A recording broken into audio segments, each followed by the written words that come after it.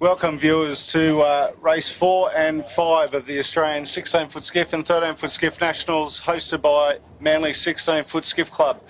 Coming to you today on a beautiful sunny day out here on Sydney Harbour.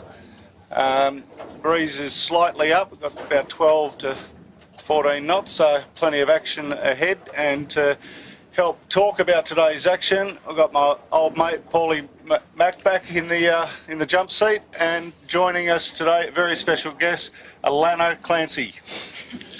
How are you, mate? Good, thanks, Jimmy. It's a great day to be out on the harbour. Yep, and Paulie, welcome back. Thanks for having me back. I thought I got the sack. The boys did a good job yesterday. So yeah, they did. I thought you might have eased me. I'm used to getting eased. Well, me and Chits did talk about it, so we did have a quick chat, but we decided we'll have you back. But thanks for having me. It's great to be out here with you guys. Yep. We've got another lovely day in front of us out here. Setting up for 2 races again today, I think, aren't we, Jimmy? Yeah, race 4 and race 5. We're deep down in Manly Cove because there's a shipping movement due out, and the PRO, Hugh Lester, has taken Bella on to it and doesn't want to be told off by Maritime again, so we're deep in Manly Cove. So, that should potentially play into the Manly guys and girls' hands down here. Yeah, I think so, Jimmy. I think, when we're out in the open water out there, it's a sort of, Manly guys don't spend as much time out there as everybody thinks, but down this lower end of the course, we're all pretty good at figuring out our little strategies to get out of here. So it should be interesting. And just with a little bit less water, compress the fleet a little bit, which should get us a bit more boat-on-boat action and a little bit of some interesting racing. Yep, and Alana, you were meant to be sailing these titles, but you're broken. Yeah, a bit broken, unfortunately. I did my back in the last time at St George State, and then tried to play 3 days of State Cup touch football and really sealed the deal of not being able to sail, unfortunately. So how's the boat going without you on it, Alana? Well, probably a bit better. No, the guys are having a good regatta so far. Unfortunately, Georgia didn't do as well as she would have liked yesterday in the light breeze. But they had some really good. They were up the pointy end on Saturday and Sunday, which, I think if you sail out of Manly with those big breezes and big swell, that's kind of what we love. And I definitely was missing sailing on the weekend. And when are you hoping to be back in the boat? I don't know. It's just a bit of a waiting game at the moment. Hoping early Feb, but we'll just wait and see. Yeah, and you were down the club early today with the young ladies. Yeah, we had a really good morning with the girls, the young girls. There was a few girls from Pittwater, the Pittwater Cubs, and then now our juniors from the Flying 11s and the MJs. With the 4 Manly Skiff girls that are sailing the 16s at the moment, Sarah Lee, Jess Isles, Georgia and myself. And then we had Zoe, who's also sailing this regatta as well, Zoe Dransfield, Lucy Copeland and Lisa Darmanin. So they had a bit of a Q&A this morning. The girls got to ask lots of questions. And it was really nice to see how many young girls are coming through. I feel like when we were going through the juniors, there was a few of us, but there's not many that have sort of transitioned into their senior classes in the 13s and the 16s. So hopefully with some, good guidance and, the club's doing a really good thing at the moment, some encouragement can get some of those girls coming through. And we can see that in the 13s at the moment. Well, you're one of very few that have come all the way through from juniors, the intermediate class, and then now the 16s. Yeah, I understand why you got out of the Flying 11s because of the bloke beside you, but that's a different story. I was lucky enough to start sailing with Paulie in the Flying 11, so we've done a few regattas together. Yeah. Dad's reminded me that I've lost her quite a few regattas. I think probably our favourite regatta, or one of my favourites, sailing with Paul here at Manly in the Flying 11s. Yeah. We had a really windy week. We had some up and down results, but that's just sailing in general, I think. Been lucky. had a run in with a cruise ship. Yeah, it's the only one I can remember at Manly is that week that we sailed the Flying 11s. But it's also today on the deck, isn't it, Jimmy? Ladies' Day? Ladies' Day, you probably know more about it. There's the deck there at the club. All the ladies are in there drinking plenty of, I believe, Piper champagne, and I've got Piper and some Grey Goose on deck today, Jimmy. look out. You Missed miss a it out, good mate. day. So even more of a reason to say thank you for being out here with us. I was thinking about putting on a skirt and getting out there. Wouldn't be your first time. So before this race today as well, me and Alana just went round and actually tried to speak to a few of the girls in the filly who are doing a great job and just sort of get a bit of feedback on how they're going so far. What did you find out? So we had a good chat with Zoe. Yep. She had a Zoe Dransfield sailing Southerly. She had a cracking day yesterday. Yep. Leading the Dransfield Cup as well. I think that's a big one for her. We sort of asked, do you want to be first girl? I think a family rivalry is the big one. Yep. Make sure she puts her brothers in her place. But she was really excited with yesterday, 5th and a 3rd, wasn't it? Eighth and a third. 8th and a 3rd. 7th, 8th. And which is, in this fleet, I think anything in that top 10 is a real keeper for most people. And she said she just wants to try and stay up at the pointy end for the rest of the regatta and really try and build on her knowledge on these boats. So I'm expecting to see a little bit more improvement. She's got one. Crew change on there today, though. Yeah, they got pole head, Steve Cotton back in the bow. Apparently he was a little bit beaten up after the first race. Had to have a So he day should have off been. yesterday. Needed a day's rest. And then we also managed to go over and have a quick chat with Jessica Isles about how they had as she put it, one keeper yesterday and then one which is a bit of a fringe result. Jess is, which sails with her brother, which is always an interesting thing, having family on board, isn't it, Alana? Oh, it depends. I reckon for you to be a different story, Paulie. Most siblings get along all right, except for you. But she's, they're really trying. They're aiming for a top 15, so getting the results they got yesterday is a good start for them in this regatta to really work towards that result. And then we actually tried to go and speak to Bethany today as well from the Kunami. However, she's having a day off. I believe she's either working or there is a bit of a hint that she might be at Elton John. But they've got Rod Carter on board today. So, you know, he's someone that's been at the very pointy end of this fleet.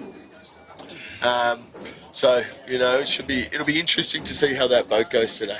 Well, it'd be good for Bethany's crew just to get some feedback from someone like Rod as well. You know, like it's not... these boats, as we've alluded to, aren't the easiest boats to sail, and trying to get three people to be coordinated together is quite hard. It's always a challenge. So Rod sailed the Beaches boat from up in Belmont for quite a while with Milko, but I don't think they're sailing together this year. They've sort of separated. Split teams and divide and conquer. Rod's always been at the pointy end of the fleet, known to jag a couple of race wins and national titles and things like that. Yeah, and he actually is the man that, he's a school teacher, I believe, but he runs the CHS regatta up at Belmont with 200 boats from teenagers up there. I think that would be a very interesting situation to say. I remember those days. Caves Beach, it was a great place, wasn't it, Jimmy? Yep. I was up there recently, actually. That whole complex has changed a little bit upper class. I don't think they let the kids through there too much anymore. No.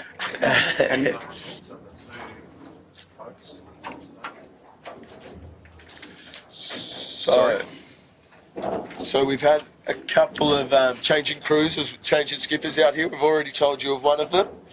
The other one, which is quite a big one, is the SK Electrical on screen at the moment. Scott Babbage has had to jump off, and they've got Harry Price on the stick. So Harry's been doing very well in the 18s recently, does a lot of sailing himself. I've actually sailed quite a few races when Ruffy hurt his back a few years ago with Harry. He's a very, very good skiff sailor, and he actually knows his boats quite well, and he knows his patch of water very well. So it'll be interesting to see how they go today. Yep, and then I guess moving on, we might as well have a look at the results so far. Chits, if we can grab them. There they are. It's 16-foot skiffs after 3 races. So race 1 was obviously abandoned to be resailed. We'll fill you in a bit more on that. But leading the the charge at the moment is the Typhoon, skippered by Nathan Wilmot.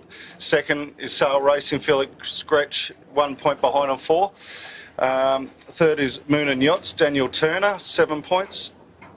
Then in fourth is Eric's Storage from Middle Harbour, Harry Lawson. Great day from them yesterday. Mate, they sailed out of their skin yesterday. It looked amazing. Sailed back through the fleet too a couple of times, didn't they? Yeah, and fifth, is Amy. Then on handicap we have MH44, Eva Atwood.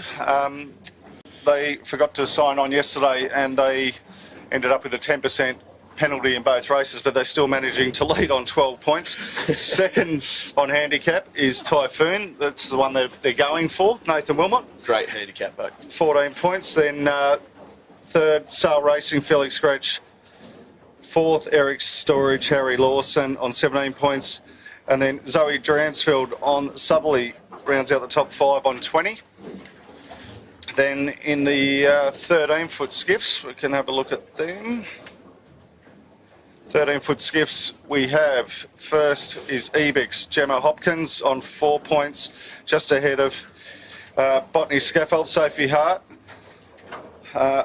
They're both tied on 4 points. Then third, Bartley Constructions, Taylor Spriggett. Fourth, Plonk Cafe, Avril Richardson. And fifth, Fluid, Donnie Rollinson. Then on handicap, pretty much so the same, except for fifth is Duchess, Amy Bentley. So a very strong showing from the ladies in the 13-foot skiff division. Impressive. Good to see some young girls coming through, Jimmy. Yeah, absolutely. And they're all sailing exceptionally well. The young girls are they're leading the charge in the 13s. There's no doubt about it. They're all very young into this class. They've still got quite a few years probably ahead of them until they transfer into the 16s. Hopefully, fingers crossed. Yeah, hopefully they can hang in it for a few more years. I think a lot of them are all pretty young in the mid-teenage, mid-high school kind of area. So it's probably a little bit earlier than some of us went into the 13. But yeah, it's good to see such a strong fleet at the moment. I think 15 would be probably maybe a record number for nationals or up there. From what we've seen in the last few years, it's certainly building again, which is good.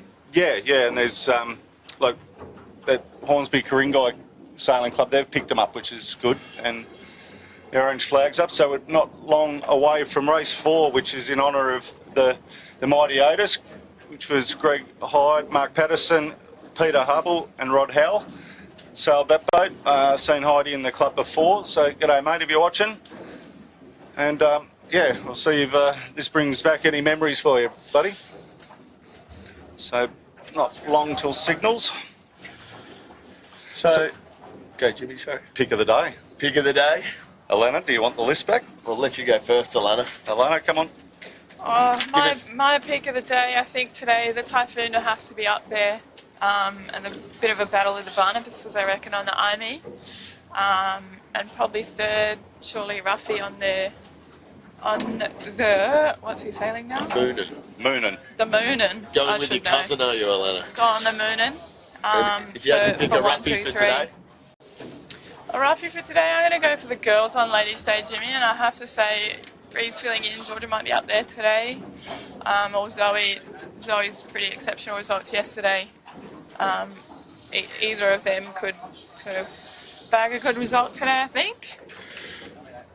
So for my picks today, I think Alana alluded to quite well. The Typhoons got their act together, hit form again yesterday. Boat stayed together. They're going to be a tough boat to beat. The Sail Racing's looking amazing. I had a good chat to the boys in the bar yesterday. They're very relaxed operators. They're great in a big fleet. Great in a big fleet situation. I think we're going to see them do really well again. Then I think we're going to see a return to form from some of these Belmont boats. I know after that first day, they might have been a little bit down about the result which happened. However, we sort of saw the Manly boats step back up yesterday, but a bit more pressure today, and they seem to be working a bit better in that on that race one that got taken away. So I'm actually going to go with the NHS for third today. And then my big Ruffy. Yeah, what? Yeah, my Ruffy's the SKE Electrical. As I said, I've done a bit of sailing with Harry Price. I wouldn't be surprised to see him up the pointy end of the fleet. Okay, well, my podium is I'll go with the SKE Electrical. Yep. I think he's coming in fresh. You know, a lot of these boys and girls are quite beaten up at this point in time in the regatta. Harry stepping into a boat fresh is always a danger, so I think he'll appear somewhere on the podium. The one that I think was most disappointing yesterday was Noakes, Dave O'Connor. Yep. This is sort of Pete Mackey's get angry weather, and I think Get some real aggression into that main sheet. they'll be. You don't want to be that main sheet pulley, that's for sure today.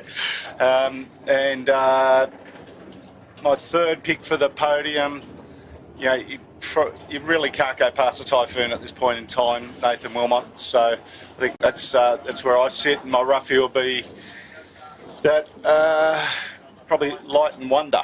Light and Wonder From Belmont. I quite like the look of those guys. I'm expecting a bit of a return to form from those Belmont boats that did that so well on that first day. Just this little bit of extra pressure, and they seem to have that bit of a high groove, which works getting out of this bay a little bit better as well. Absolutely. And, you know, the other one for the viewers at home, with a little bit more weight back in the boat today, Zoe Dransfield on Southerly. Yeah. You definitely can't rule her out, that's for sure. Like she's going to be the dark horse of this regatta, I think. I think so. The course today, Jimmy, I believe I heard on the radio just then 3 laps. Yep, 3 laps. That's what that flag over there means, Paulie. See the 3 stripes, the blue, white and red? That's 3. Yeah, I always came to you to ask it before every race anyway. But downwind finish, and then we're rolling straight into another race afterwards today, aren't we, as well? Correct. 2 races today. Yep, and just to clear things up from yesterday while we're chatting about things is with the sign-on issue, it was found that the document is an open document. So it was found that Typhoon did sign on at 9:30. At 10:34, a different IP address had signed them off. So they were reinstated. But yeah, I think they've amended how it is all done now. And you're going to have to, once you sign on, it sends you an SMS confirmation. So, nice. So here we go to a start one now. 5 minutes to 5 the minutes. start. So we're starting to get into this preparation for this race now, Jimmy, where these guys are sort of trying to build their strategy up this work. We're sort of having a look down the line at the moment. Now, the classic manoeuvre here is sort of to get off the pin and head into that eastern shore out the front of the Skiff Club. Is that the direction you two think you'd be going today? We'll go straight upwind, Paulie. We've got the best VMG uphill you'll ever see, mate. I know we do. So they're on a compass bearing of 155 for the viewers at home. So should be sort of out in the middle of the set, like in between Flagstaff and the middle of the harbour sort of area. Yeah, closer to Flagstaff than the invitation race, Paulie. Yeah, so for the viewers at home, in terms of the sea state today compared to the last 2 days, seems a lot less sloppy, with a little bit less swell rolling through, especially down in this part of the harbour. So we should see the boats sort of change their modes a little bit more. I believe the majority of the fleet are on their second jibs today as well, because we're going to expect to see everybody getting 2 on wire and starting to stretch as hard as they can. However, it doesn't quite look like enough breeze to start causing people some issues. You know, it's almost a perfect skiff sailing race today. Yeah, stay on the boat. I like the view. Yeah, well, the lows are sort of 10 knots, gusting to sort of 14, so it is ideal for this rig. Yeah. And I mean, if you are one of the bigger crews today as well, yeah, you might have a little bit of a bend, but then the other flip side is some of those lighter crews will be topped out in the 14 knot gusts and having to be dumping a bit more sheet than they wanted. You'd be bending on a daylight today, Paulie. I don't bend, Alana, you know this. I don't bend. Doesn't hike and doesn't bend. I used to hike, come on. I used to lean on a ladder, He it was used to great. make me hike, hold his elbow out. But No, in terms of this start, as we've got the chubs on screen actually at the moment. There we go. So we're looking down this start line. This start line, just based on where we're on the harbour, does look a little bit shorter to me today. So we are going to see a little bit more jostling for position, I believe, on this start. The pin, to me, you might run out a bit of runway, but it's going to be getting clear air straight away and a bail out into this corner over to our right. To Reef Beach. Reef Beach is actually not a bad result. Yeah. Because you do get a lovely lane then across and you can hit the flat water off Kilburn Towers over near Stall Bay first. And it's not so much a one-track course down the bottom of this here. You do have a few options on your plate. Yeah, well, we've just positioned the camera boat a little bit advanced of the start line because of obviously boundaries being terra firma for us. We don't want to get stuck in behind them and miss the top mark action. So I think you'll see a few of these boats hit this right-hand shore off Reef Beach today. Yep. Particularly a lot of the local guys.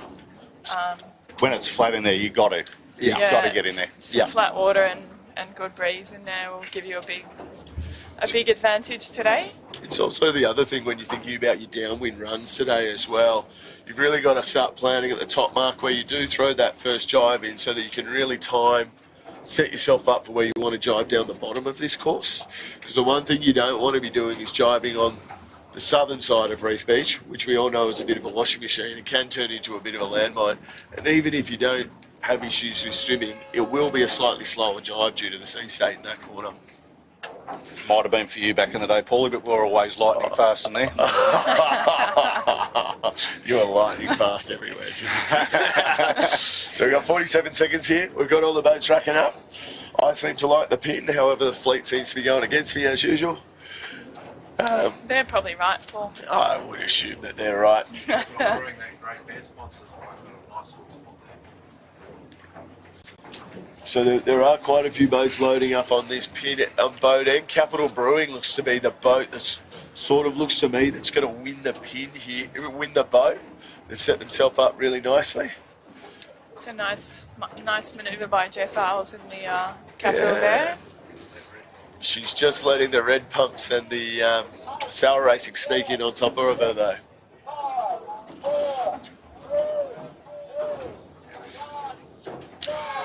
So, boats in the middle of the line looked a little bit too eager to start there.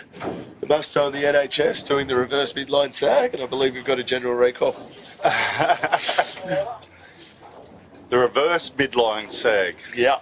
That's where you just get a little bit too gun happy. The problem is, though, Paulie, you got to go when the boat's around. You got to go. Like it's it's just one of those things. It's you can't sit back because you just get swamped and you spit out the back door. Your day's over right then and there. Shuey is a PRO. He's a very good PRO. But I know in previous experiences in skiff racing, sometimes they think it's a clear start. They may just let you go. You always had to be in that front row, didn't you, Jimmy? Well and truly. Surround yourself with blokes that you know and trust and go for it. But speaking to Hugh Lester yesterday afternoon, guys, and he sort of indicated that his method of starting, and he's not mucking around. Yeah, he gets it. It was the AP down, so 6 minutes to our start. And then, so he's indicating he's willing to give them 2 shots at a P flag and then straight to the black flag. He's not mucking around, and I then asked him, so does that hang over for the second race, and do you still hold anger at the kids? He goes, no. He goes, it's like a fresh day at school. He goes, we start again nicely and we go from there. So Hugh's actually been awesome for the Camera Cat this week, making sure that we're provided with all the information that we need from the camera boat, and which is awesome. That makes our life a lot easier to let you guys know exactly what is going on, the viewers at home. It is another voice in our ear, though, that we've got. 10 seconds to the warning here. Here we go, bang. I like the way he goes about it. Get it started, get everyone back. We sometimes see people trying to do a bit of a test when there's been a general recall and check their speed and do everything. Jimmy's all about get everyone back on this line and get it started and let's get going. Yeah, he doesn't muck around, does he? Nah. Might have something to do with certain refreshments back at the Skiff Club, maybe.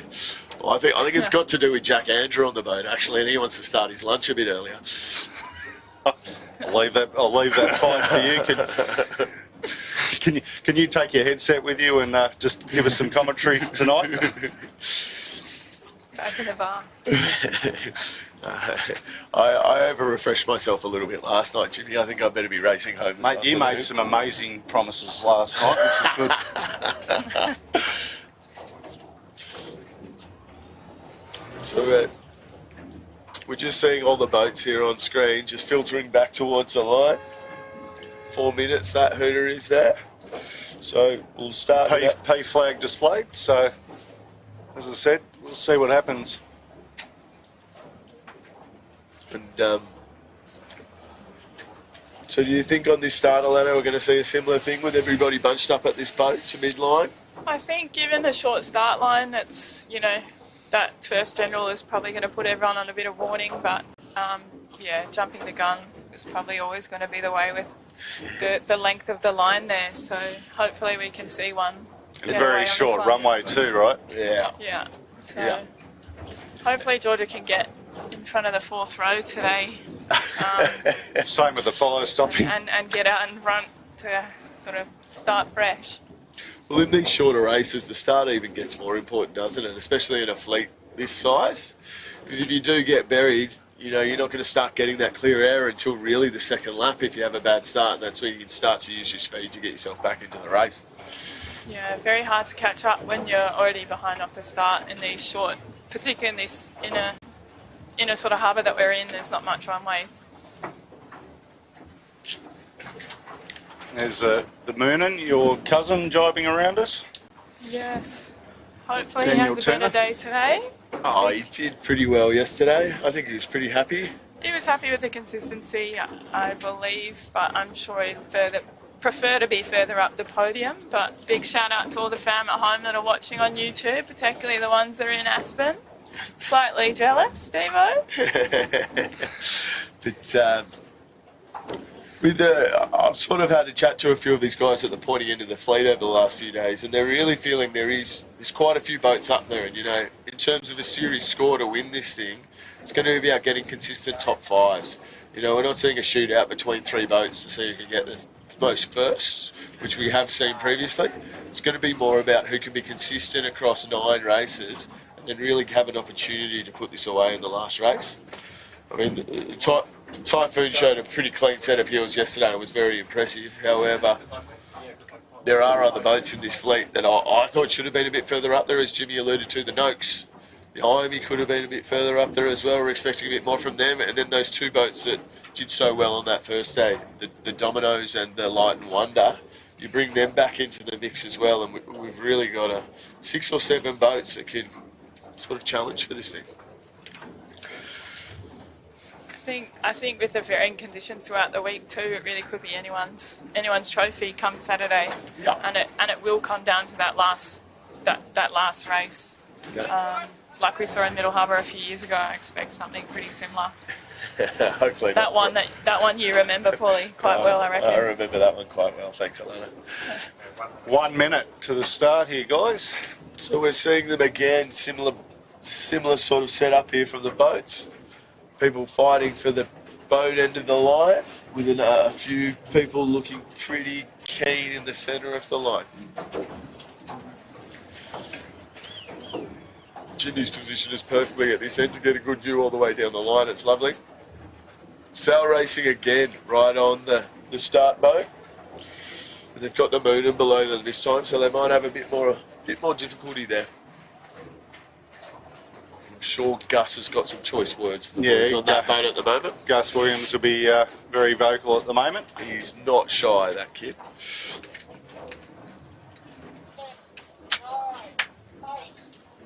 So the boats at this right up on the boat actually do look extremely stalled out. The sail racing hasn't had the greatest start there. Sail racing got shot out. Eric's lovely start just below the Moonin.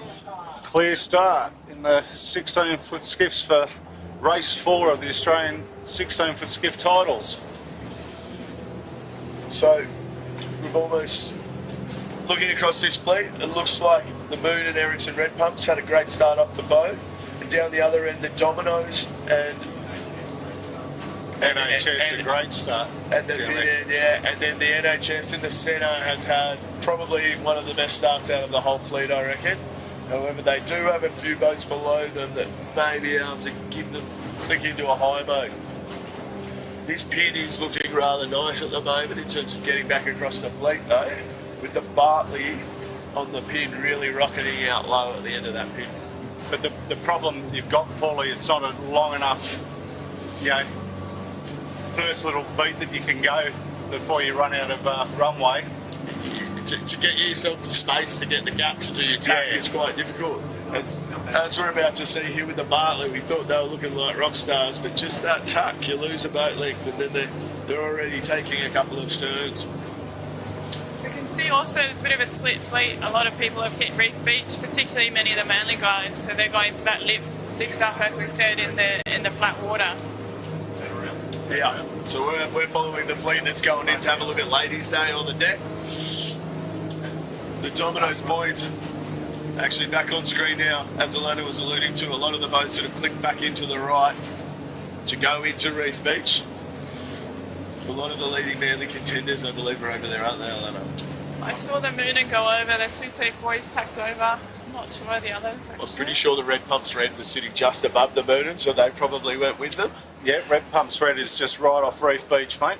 Yeah. And King on the shebang. He's gone hard into that shore there. It'll be interesting today to see how both Red Pumps boats go. You know, they impressed so much on that first invitation race, and then yesterday was a day that I don't think they'll want to remember too much. No, I was talking to Chris Williams in the bar last night, and he was buying himself an annual ticket to Luna Park for the House of Mirrors. So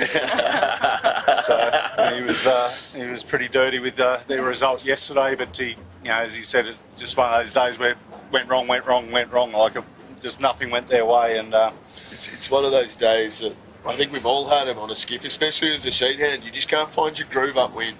Mate, I remember that day you and us on the fire stopping, you on the Sutek, we both had a shocker at Port Hunter and we found that lump of wood and we kept throwing it in front of each other. Yeah, that's how much fun we were having. We were last and second last the whole day.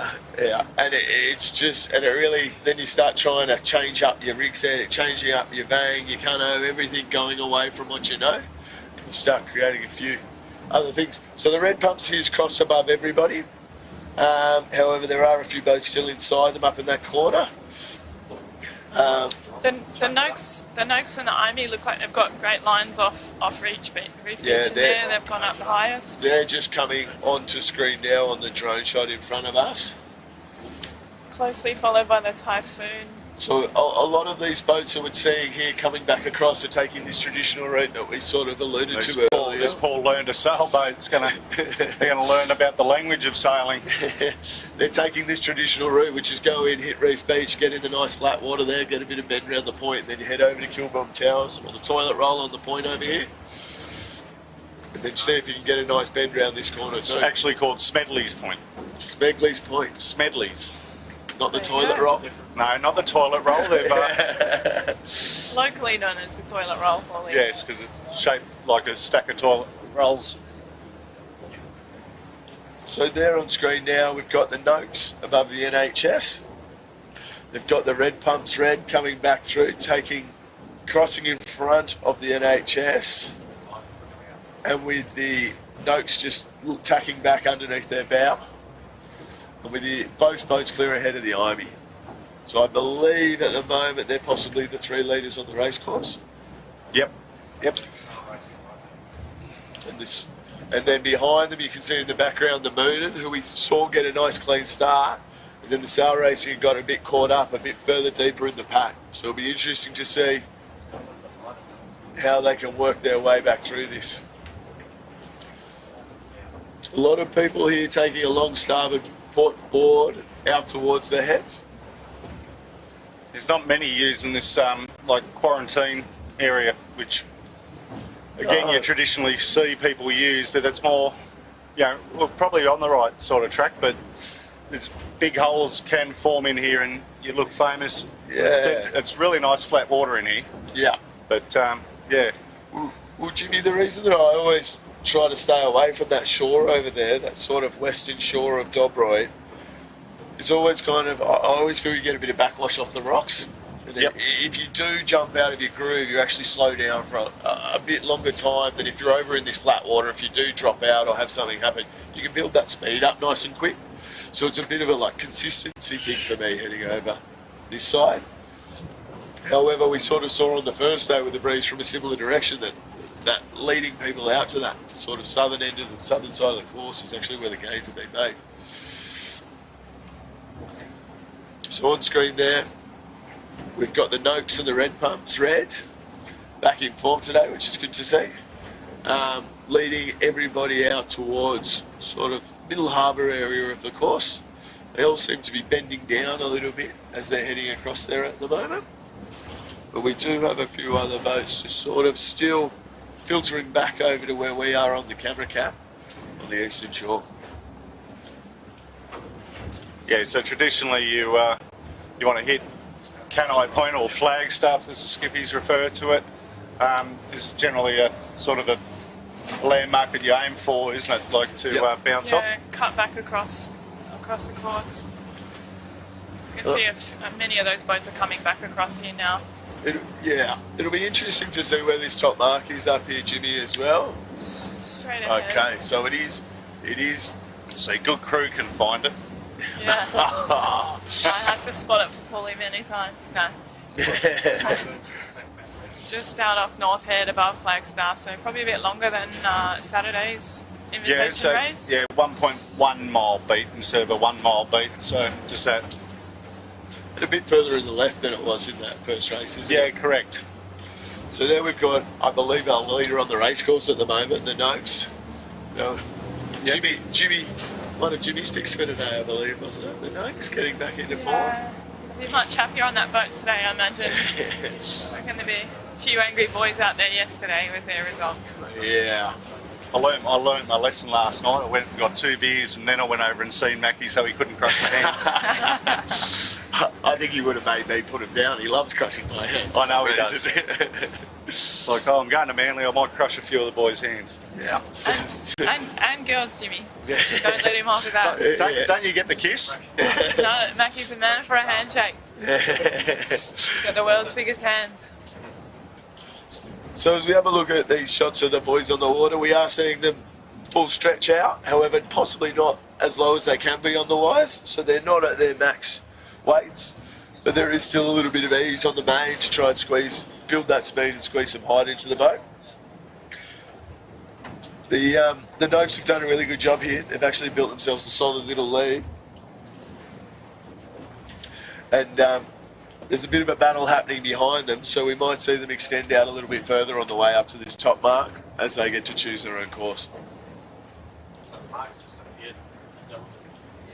And again, just in the back of that shot, just before Botany Access Chris Thomas is having a good first work. Yeah, I mean, Ryan and Chris have been sailing for a while together. Another sibling boat thrown in with Jared in the front there. He'll be happy having a good day today, I'd say, Chris. Be all smiles on that boat for a little while. For a little while. We'll see how they go. See what happens at the top mark. Well, we've seen their shore boss up in his crow's nest there, Mano. Yeah. Keeping an eye on the proceedings. But as you can see there, Noakes, Dave O'Connor just extending there with below him NHS, and is that Skelcon just below them, or is SKE Electrical, or both of them actually, and IME. So and Tribeca's up there as well today. Yeah. Benny Bradley on the helm. So as we've gotten out towards this top mark, there is still a little bit of seaside out here too, isn't there, Alana? We're bouncing around a tiny bit in the Cabra Cat, but it's nothing like it was a couple of days ago. This is mundane, mate. We could be serving champagne and cheese platters here if you want. We might probably still a bit bumpy for those Belmont guys. We might go get some of Jack's prawns later, Jimmy? Yeah. Compared to definitely on the Sunday, where I almost fell off my seat a couple of times through some of those rollers. But there still is enough of a sea state here downwind that working really hard on the chute. And those boats that we've seen have a bit of a speed advantage downwind in this stuff today. I'd expect the same thing to happen again. Well, the one that I've noticed has been super quick, whether it's windy or light, has been Daniel Turner on the Moon and Yachts. He's got a whole different setup, groove-wise, to everyone. So I've unfortunately sailed with him a lot in these kind of conditions, and he's told me I'm not allowed to say too much about it. But you wouldn't remember anyway, Paulie. Oh, mate, I just stood at the back and hung on. However, I can say a lot of it's got to do with his natural feel in these waves, as well as how hard his crew's working in front of him. You see a lot of bending. You see Matty ripping the chute harder than anyone else in the whole fleet, I believe. He almost pulls it above his head. It's also a few little subtle things that Gus does in the back corner with his bending, so you can get a little bit deeper and doing certain things, and also choosing the right time to swing as hard as you can to drive up over the next wave. So here we got the Noakes. Noakes on final approach to the top mark, I believe. Yep, red pumps red. With red right pumps behind them, and then NHS. NHS is really thin on this lay, but we'll see what happens. So, as we sort of alluded to here, the red pumps, the Noakes have built themselves quite a solid lead in one work here. With next in line will be the red pumps red, return to form for both boats today. And then a big gaggle of boats in behind them that we just can't quite figure out who's going round, but Jimmy's put us in a great position to see how everybody rounds this mark. So Noakes around first, with still a good 10 seconds until the red pumps gets in here. Third, NHS in third. Yep. Quite close with the red pumps there. Looks like Tribeca's in fourth. Tribeca and Iamy, I think, will be having a good little battle to see who can get round. If Iamy can live there, oh no, Tribeca's going to easily romp it in. So Keegan back up the front end of the fleet. Junior would be lucky to get back on that boat. Well, he did a good job commentating, so I think he's got a position here if he wants that. And then the Iamy round next with the Botany. And it's quite interesting as we have a look at these first 6 boats around. None of these boats yesterday finished in the top 6 in either race. So it's just showing how close this racing actually is. Here comes the Moonin with the SKE. Harry Price there doing a quick roll on 2 of his really good mates, Gus and Matty. I'm sure they're going to hear about this one, especially since it's on camera. Cunningham seems to be going all right with that new rig. I think Baz has done a pretty good job working yesterday to get them back on the water. So everybody seems to be heading out on the starboard into the point, which is only not much runway down here. However, the Moonin, first boat to bail out, followed by the Dominoes. So these 2 boats searching for a little bit of clear air early. Now we've got a good battle here between 3 boats. Red pumps. Typhoon's a long way back compared to yesterday. They've just gone around the mark now. Well, it's also back in that leading bunch from yesterday. The sail racing's still got a good 50 metres to get into that mark as well. So, as this regatta changes by the minute pretty much, doesn't it? Sure does. Might be a bit of snakes and ladders all week at this rate. I think so.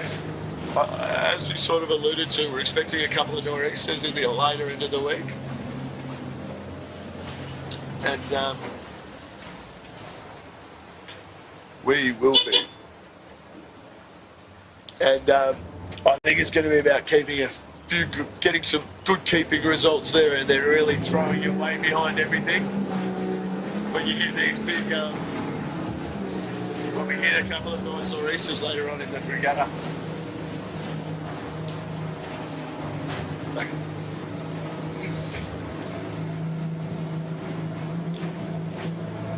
So we're just following everybody down here on the drone shot. That's the Iamy on screen, currently sitting in about 5th position. With the Noakes Blue running, driving back onto start, Noakes driving back onto start and running down that far shore. Everybody seems to be taking a similar route down here, don't they, Alana? Looks like the early drive by Ruffy on the Moon and Yachts might have paid off. He's certainly jumped up a few spots there into third, I believe. Do you think that was a bit of a conscious decision? Because we've sort of been alluding to he has got... Judge feel he has a lot of speed downwind at the moment. I lie. That was the NHS with the Moon and... the moon and Clyde on. Yeah, it's got me twice this week. I still think I'm looking out the window at the Moon. I think he's made some big gains there myself. I think he's actually slipped into 5th position already. So Ravi really just wanted to clear out from other boats and use his speed to try and sail around some people. Now they're all running down this shore, it seems. There might be a bit of a compression in the breeze along there, a little bit more pressure. So there on screen, we've got our 2 good mates. Trent dumping one on the boys. Let's see if they can just push their bow through there and keep their air clear, or if they're going to get rolled over the top of. It looks like they've done quite well there and managed to keep their clear air. You can also see, Paulie, a few of the 13s coming upwind now. Going to have to pick a pretty clear lane coming downwind to give those guys rights on the starboard tack. Looks like there's a few girls up the front of the fleet again, which is good to see, especially on a day like today with all the ladies on the deck. Yeah, nice. So it's an interesting one in this too, isn't it, Alana? Because, you know, on the weekend sailing at Manly, we expect quite a lot of traffic on the harbour out here. Whereas now, you know, we're on a Tuesday, and generally there won't be too many people. We still do have 2 fleets sort of running through each other, and you've got to be mindful of each other throughout the regatta. Yeah, well, the Manly boys and girls on the 13, like, they're used to it.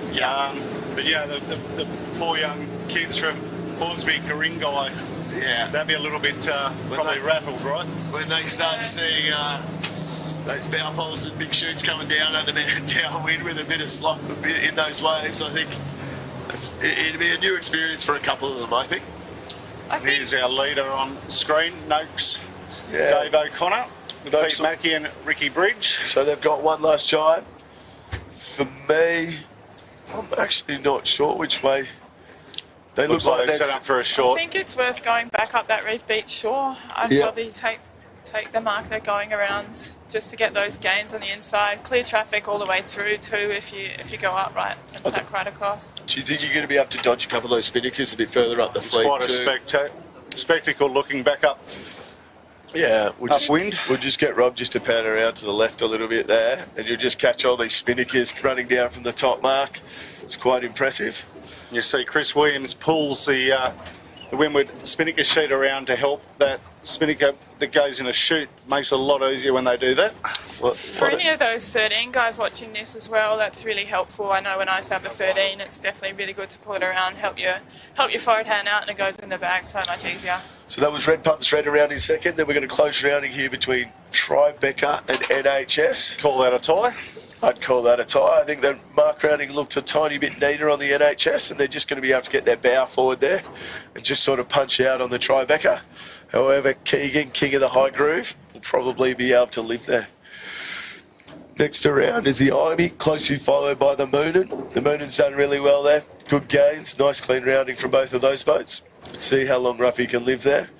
You can just see him there, just reaching down the bottom, making sure the Vang and stuff's cleared, that Gus probably kicked out in the last jibe.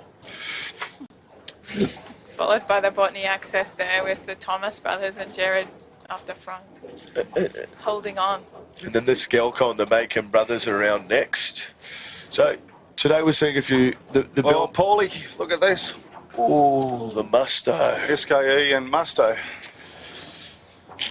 Well, Harry is known to really push the limits of where he can put a boat, isn't he, Jimmy? Mate, I think he was okay. I think they just Musto, when they stashed the chute, didn't have any pressure in the rig, and one jumped out on wire. So I think that's what unfolded there. So today, you know, yesterday when it was... So we've had one boat actually. Everybody's doing this left turn into Reef Beach. However, one boat, Domino's, taking a right-hand turn and heading across to the eastern shore. Well, they've got to try something, right? Like we're seeing their form on day one, Yeah. you got to try something. Well, it's just that would have been a very hard thing to deal with that first day. I don't envy those blokes. Hard pill to swallow, that one. Well, it would have been quite a few easy schooners to drink after it. The 5 stopping coming around next in front of Typhoon, and Typhoon's going the other way with Nazami. Nozomi. Andrew Chapman. Yep, and then here's Konami coming around. This I actually got Max has got a halyard problem. Looks. See the sail racing just coming in here too. That's a big change from their results from yesterday. So it'd just be interesting to see how a couple of these boats work their way back through. You know, we saw the Typhoon sort of taking that other mark as well on the other side of the course. And same with Fluid with a halyard problem over there as well. Here's Wishard and Kamikaze. So the Fluid off and the Shebang close together on a day where, not this race, however, the next race, those two boats have got a bit involved in the sponsor of the next race. There's Shed Real Estate, Marilyn Sorensen, and down to leeward is Georgia Clancy on Outback Marine, a bit deeper than where she'd expect to be at the moment. Alana? Yeah, I don't know that she'd want Ant King and the Shebang to stuff above her. They definitely have a beer bets going on every race of the season this year. So, you know, always good rivalry between Ant. I've done a few years sailing on and off with him, and I think the rivalry between him and Clint is something else. And here coming into the mark as well on the Addenda is another one of our female skippers in the fleet, Matilda Lane. Fireball missing that bottom mark. They look like they've got a couple of halyard might not want to be coming down on the Addenda there. Now it's coming down now. And you can just see, just when sort of those drops get held up, you just sort of jump into that low lane around this mark and you take a little bit of punishment for this first 100 metres until you can clear your air. So we've got just about everyone around. So one or two more boats coming in, man flew around, and then we've got I believe it's the 4X, is it? Or yep, the 4X will be one of the last ones to come through. Oh. And then Sutherly's just behind the 4X, so they haven't had the best run down there. One of our more fancied boats, Sutherly coming in from a long distance away without a spinnaker. What do you reckon Polo gets these tonight? And Steve Cotton, the bowman, on board there. He set yesterday off. They don't have the excuse. He's possibly got tomorrow off, Jimmy, so he's got a day to rest up again. Well, I've been informed that if we do get both races away today, that the lay day will be enforced and we'll be having 2 races on Thursday. Two races Thursday? Yep. Which is good, which is exciting. I think everybody enjoys having their day off, don't they, Alana? I think you'll find tonight will be a rather large night in the bar at the Skiff Club if they do confirm that lay day tomorrow.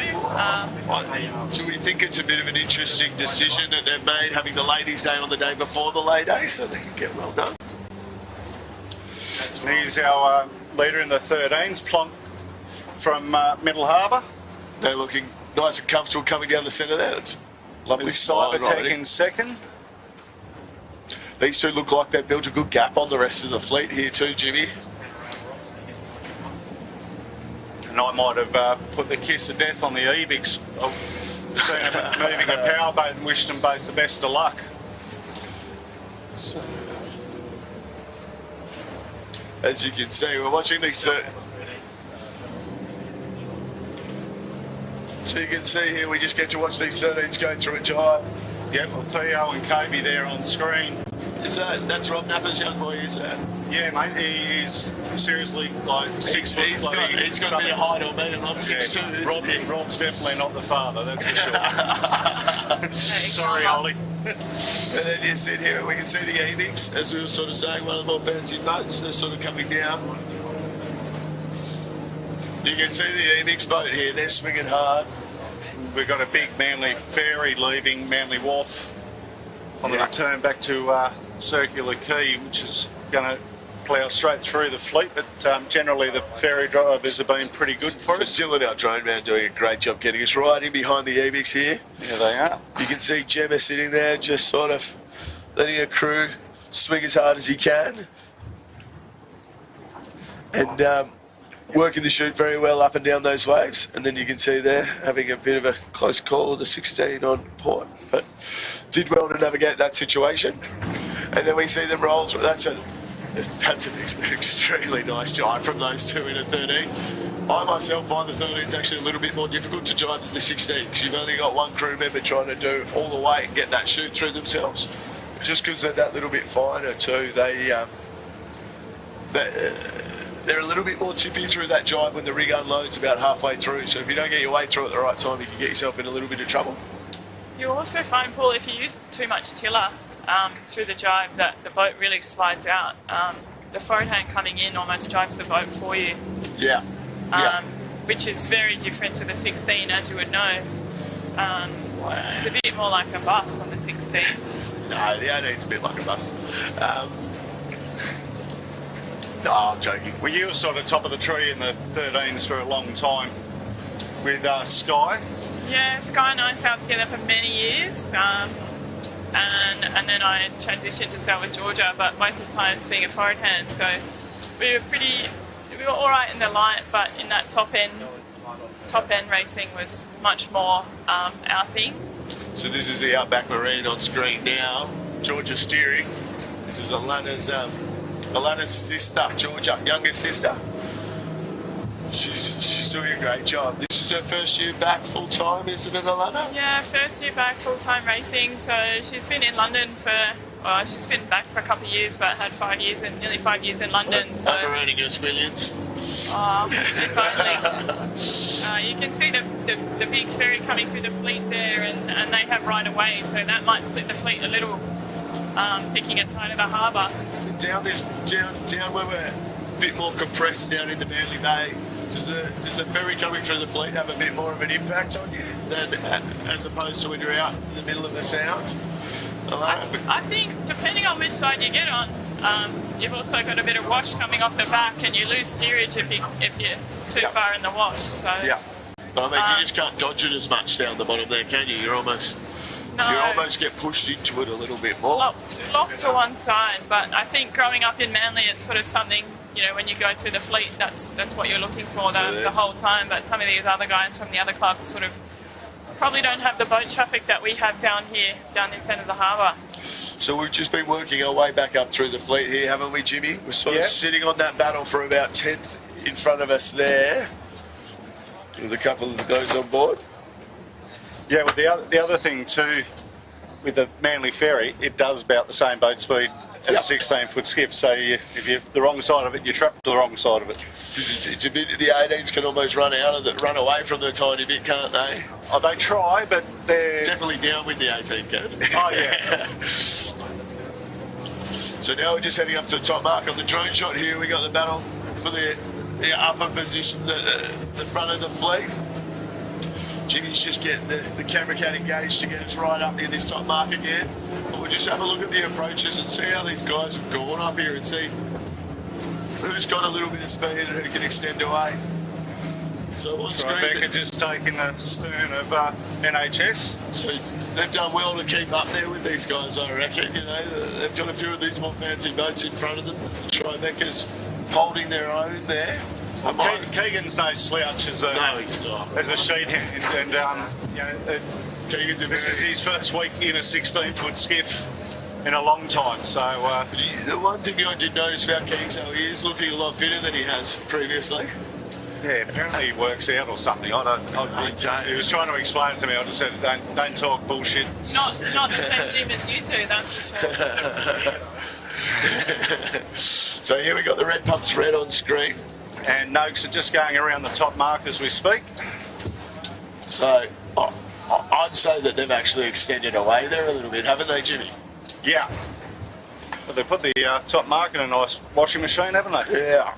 They've definitely put some time on the red pumps. I believe the red pumps are still in second there. I think we're just, as we pan back to this mark, you can see there's still 30-second sailing-ish for the red pumps to get into this mark.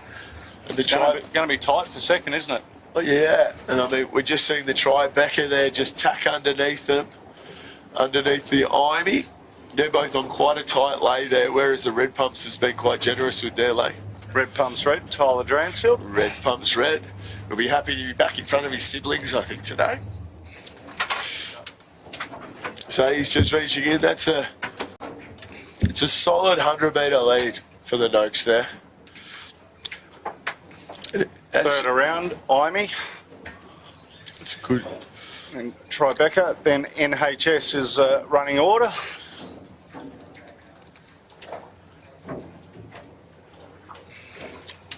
The NHS yesterday had a bit of a mishap in the first race, I believe. In the heat 2, at the start line, they ran up the back of someone and snapped their spinnaker pole. So every race from here on out for them is a keeper. Yeah, they managed to make it out for the second race. Yeah, they did make it out for race 3, which was fabulous to see. I don't know whose trailer they went and raided, but well done. I would have gone straight to Mackey's. I guarantee you he's got. Yeah, but he takes his keys out with him. Here's Skelcon coming around with SKE Electrical. There's a gap between those guys, that front pack here. So the real person that sort of slipped back from this front group up that work is the Moonin. Moonin Yachts, Daniel Turner, yep. They were hot on the heels of the Imey around that bottom mark in 6th position. They've just missed out on what happened down there, but the boys will be working hard down here, I think, to get themselves back up there. Yeah, so for the viewers, because of the geographical location of where the course is, we're sort of locked at one end or the other until we get a gap. Sort of after lap 2, they start having a bit of a gap that we can get through things.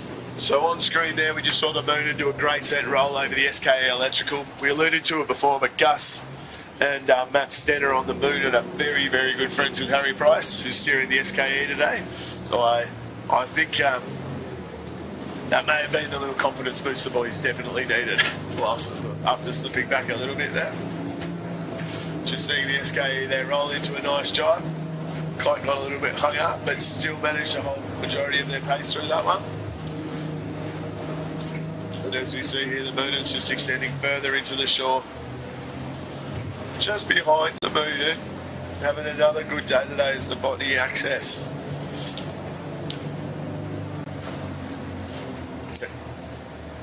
Nice jibe there from the Moonin boys on screen. And let's see how the Botany boys go through their one here. We'll be setting up in about 3, I believe. There we go.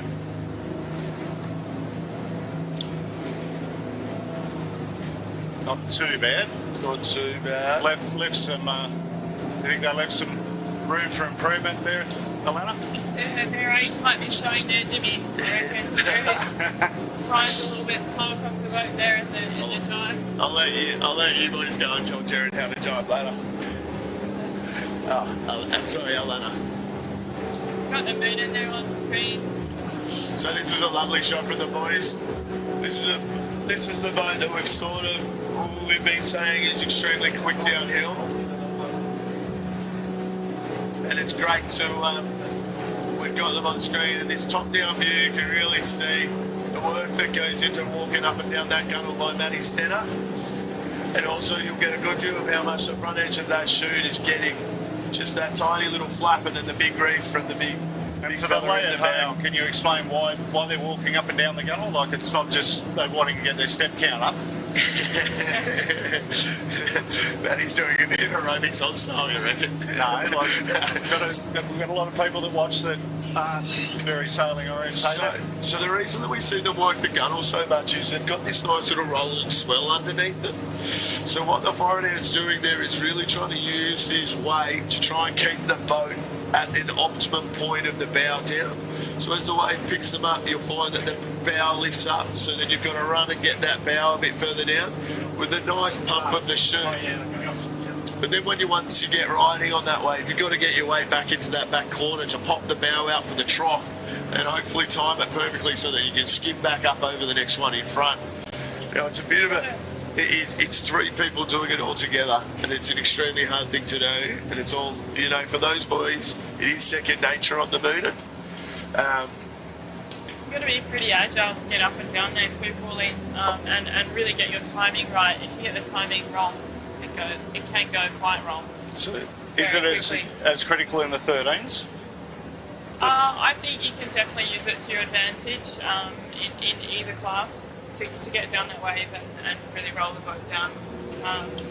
Probably the 13 guys, I don't think I've seen them do it as much, but that's just a learning experience as well. Many of those guys haven't been sailing the skiff for that long. I don't think in the 13 you see it's just critical to do as much movement up and down the gunnel because it is such a lighter boat and it does get picked up that little bit easier. Yeah. So it is a bit easier to run down those waves. You can get it with a big pop of a chute. Whereas you can see... I think you've also got to have the confidence, but the 13 is definitely a smaller... You're not running as far in a smaller boat.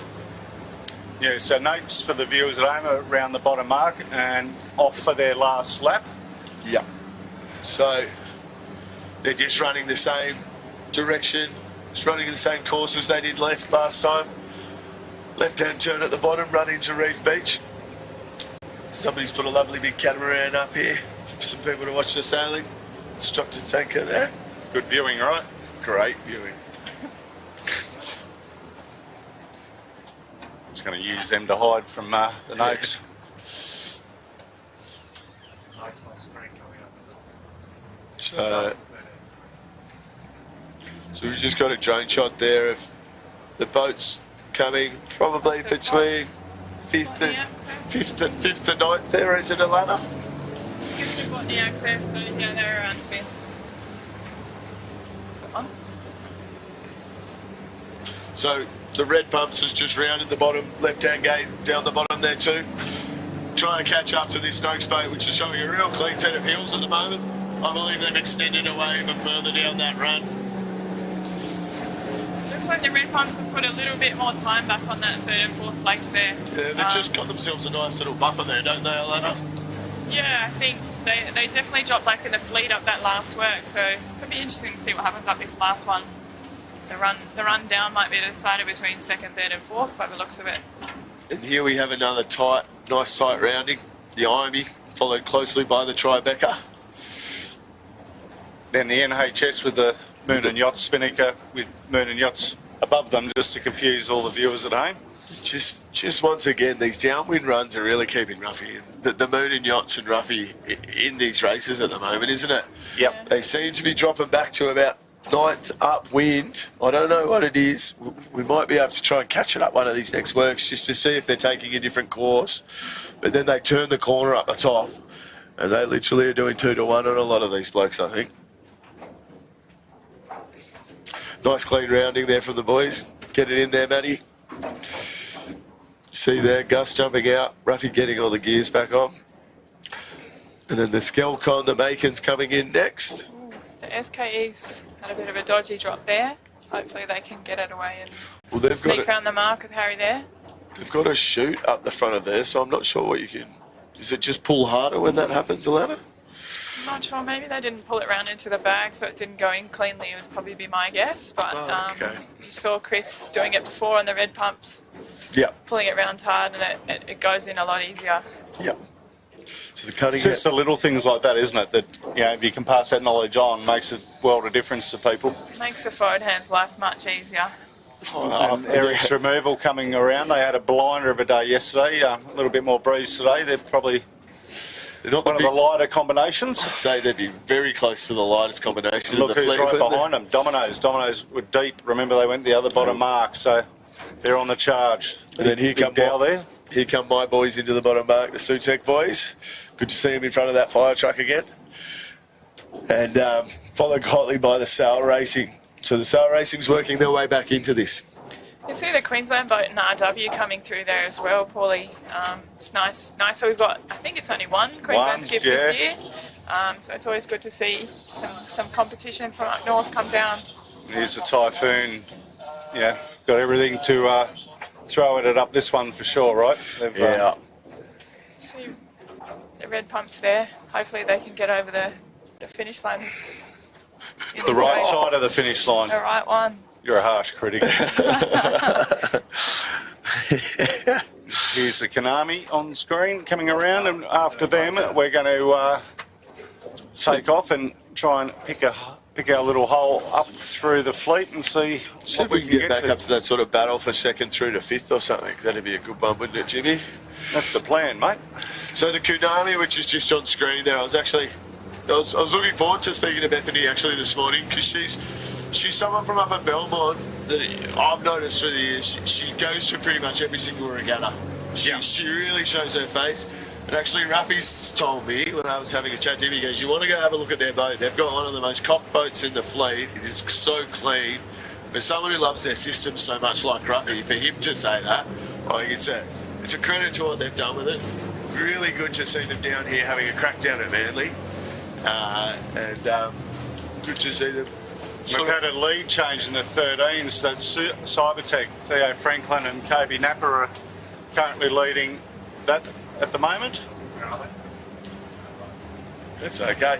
And then just to the left of the screen there, but we might not reach it. It's the next boat's coming down.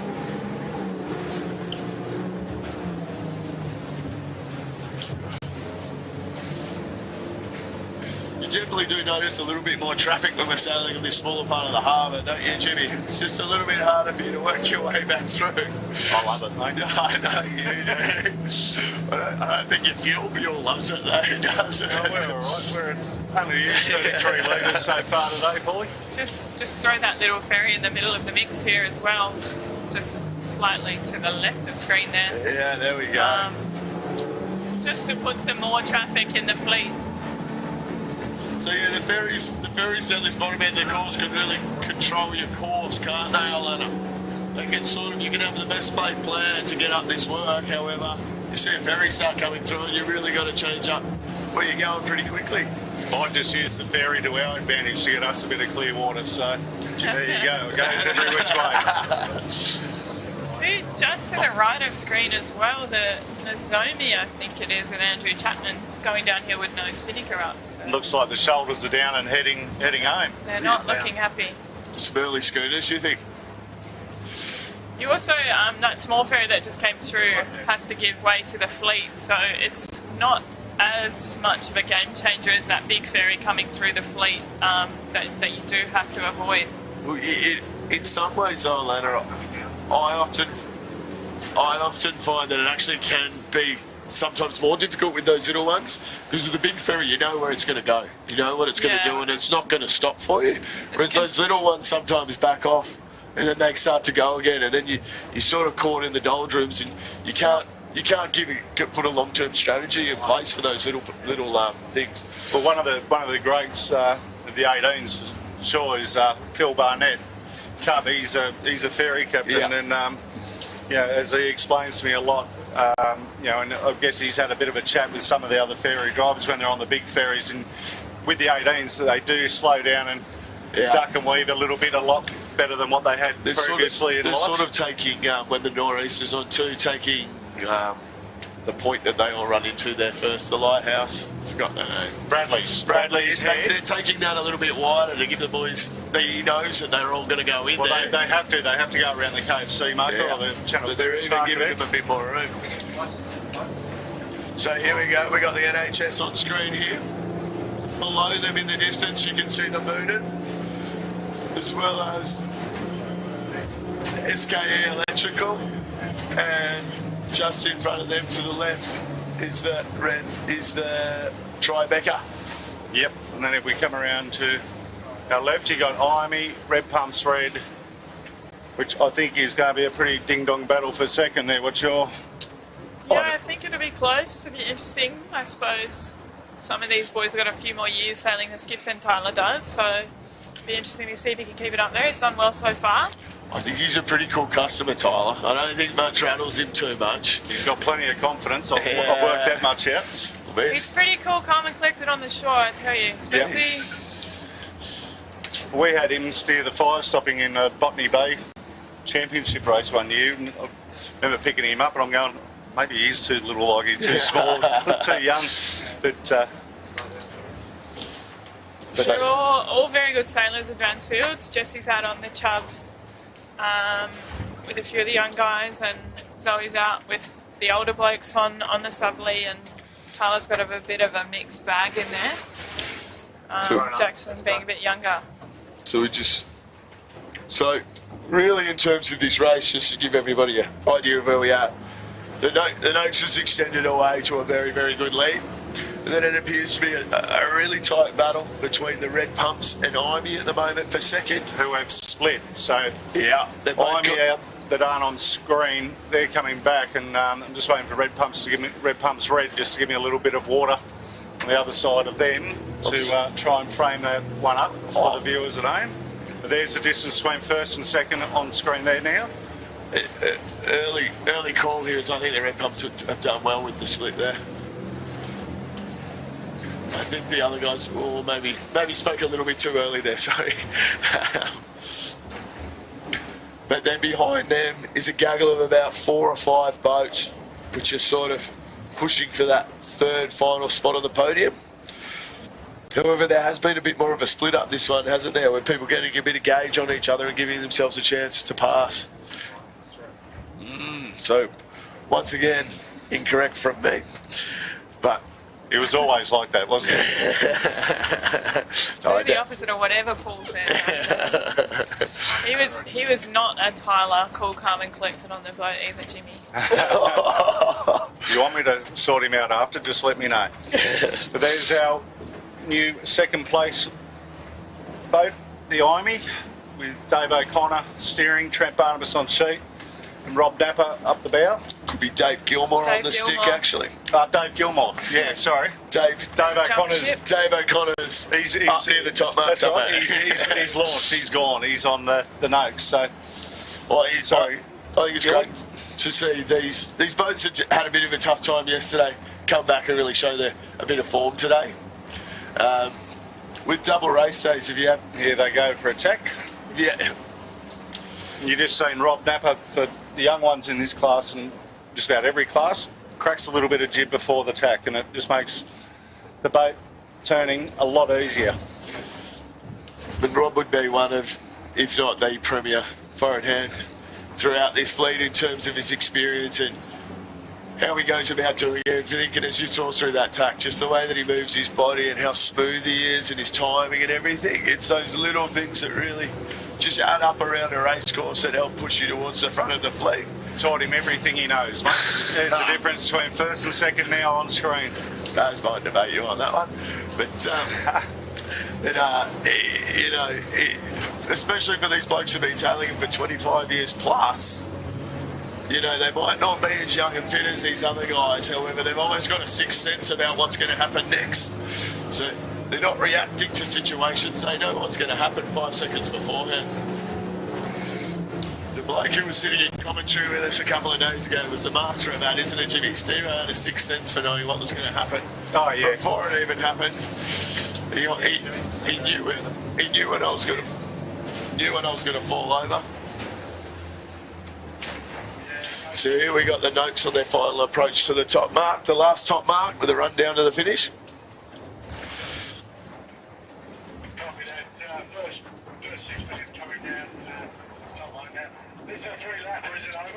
You just see them starting to set up, change gears for the run down to make the turn at the top here. Had a bit of difficulty bearing away the other day, however they've made this one look nice and easy. Seaway's being nice for them today, especially around that mark. They look like they had no swell coming through. A couple of good ones coming through that they could run away with. Good waves coming through now. But I think when you're also out in front like this, and you're going around the mark with nobody else around you, and you're not having to worry about other boats trying to roll you and stuff like that, it does make it a lot easier. I mean, it's sort of the rich get richer. We're just following. We've got a lovely drone shot here looking down into the Noakes boat. See Bridgie working hard there on the kite. Not moving as much as what we saw on the Moonin though. No. Here we go. Setting Nice. up for a jibe. Just getting a tiny bit caught up there. However, still quite a nice job. You can see the Imey just coming up to the mark here. on screen. They look like they've put a fair bit of time on the red pumps and the NHS there up that work. Yeah, so they've established a clear second here, haven't they? They're looking pretty comfortable around that mark. The red pumps just seem to get a little bit lost up the top end of this course. Dropping back into fourth or even fifth there. Yeah. So Yep. NHS looks like comfortably crossing red pumps red here good. And then for third place. it's going to be tight between the red pumps and Tribeca, I believe. Just. Then we're also just seeing, once again, unfortunately, the Moonen just slipping back upwind. That's not a phone. No, the one. Okay, come back then. Pick up behind me. So back, as we look back down through the fleet, there has been a few movers coming through. The big one is, we may see them, is the Typhoon has turned it on up this work.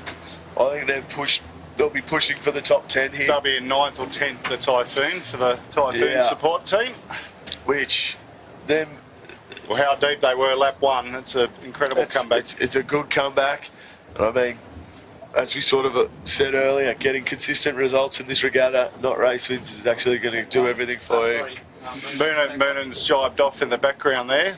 They're staying with red pumps, red and Tribeca.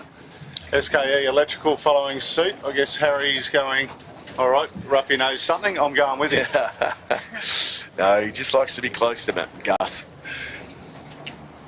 But I do think there is a bit more pressure out that side of the course. They are looking pretty launched and they are getting a bit more swell assistance out there as well. They are just running a slightly lower lane there. So here we're sitting behind the Tribeca. Having a good battle with the red pumps red here for 4th position. Got a slight little tear in their kite in that back corner there though. And as if you have a look up there, this early drive, Jimmy, initial thoughts looks to have paid quite well for the Moonen. Just getting themselves bow forward and into that new pressure first. Yeah, looks... Yeah, right change.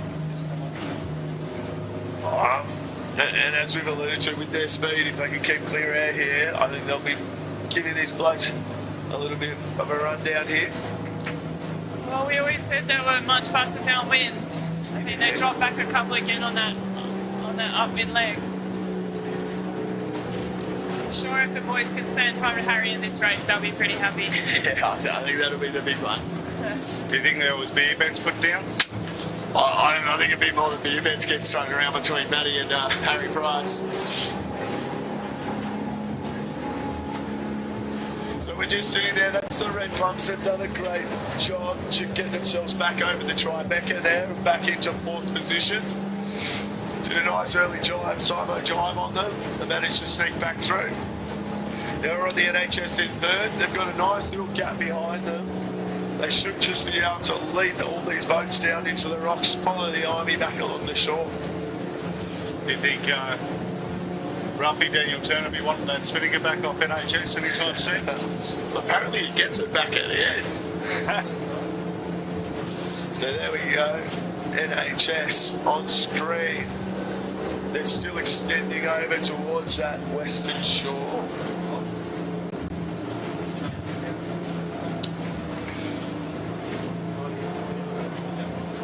Let's go. They're going in for a jibe here. Nice job there. That is a very smooth jibe there. That is a beautiful jibe from those boys. Very good. Great timing on the wave there too, wasn't it, Lana? We hardly see any drop in speed from those boys. Now back on screen, we got Dave, Mackie and Bridgie on the Noakes. So they're coming down into the bay now. May have one or two more jibes in them. However, they've got enough of a lead here. They may just choose to extend out and do one and in. You never take the foot off the accelerator, Paulie. Maybe that was one bit of info I never passed on to you. Oh, is that why I'm called Thunder and you're Lightning? Exactly. See the Moonen there on screen. I think they're in about 5th or 6th position around the top. He's just working hard there. So that's the moon, and they're coming back in, and that's the red pumps there, red, running along the shore. So it looks here, the Noakes team probably have got possibly one more jibe in here.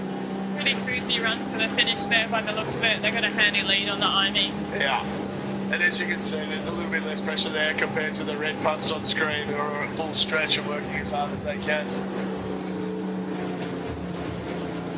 So the red pumps is working hard here to try and stay in front of the Tribeca.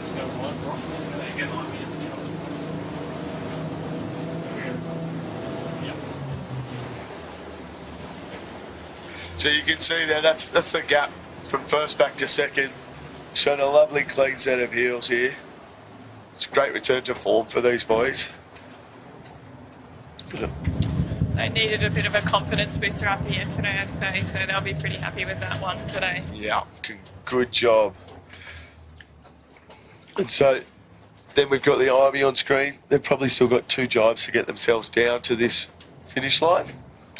Doing the first of theirs there. Got a nice little kick in pressure halfway through that jibe too. Very smooth jibe. As you can see there, Trent just throwing his shoulders at it to try and click those battens through. They're just going to cruise through for a nice second. Good job for them as well. They didn't have the best day yesterday, did they, Jimmy? They had a reasonable day. Yeah, I think they're sitting up there. We've got some paperwork somewhere we'll find and we'll tell you the truth. So the NHS coming through the finish line now for third. They were sitting in 5th overnight on 10 points. Oh, that's so. Apologies to the boys on that boat. So NHS snuck through for a third, and then the red pumps are coming through for 4th. And now we've got a very, very tight cross coming up. That might not be as tight, but the Moonin managed to sneak back in for a 5th here. They rounded that top mark a fair bit deeper than that, and that early jibe seems to have paid good dividends. Look out here, Paulie. Have your the eyes on. Tribeca coming through here. It's going to be close with the SKE. The Tribeca sneaking through for a 6th, SKE 7th, and then the Skelcon in 8th, I think. And then we've got the first of our 13 footers right there, which is Cybertech Group, which is Theo Franklin and KB Napa. Great result for the boys there. They've, as we look back, I'm trying to pick up the next 13 just for everybody at home. It's a red chute coming down near the near the Typhoon. Following in the 13-foot skiff is the Botany Access. With the Cunninghams hot on their heels, however they may. Great result for Cybertech, for Theo. And congratulations. Good job. Now, we're about to see 2 boats that have moved up through the fleet. What's that, 8th is Botany? Not 8th or 9th, I believe. 9th. So we've got a school teacher on here and we still can't count. 9th. Looks like Typhoon's going to come in. And this is the Typhoon. Great Next. comeback from the Typhoon. They've managed to sneak through in front of the Cunninghams. Followed closely here by the Sail Racing, who have also done a great job from a deep position early.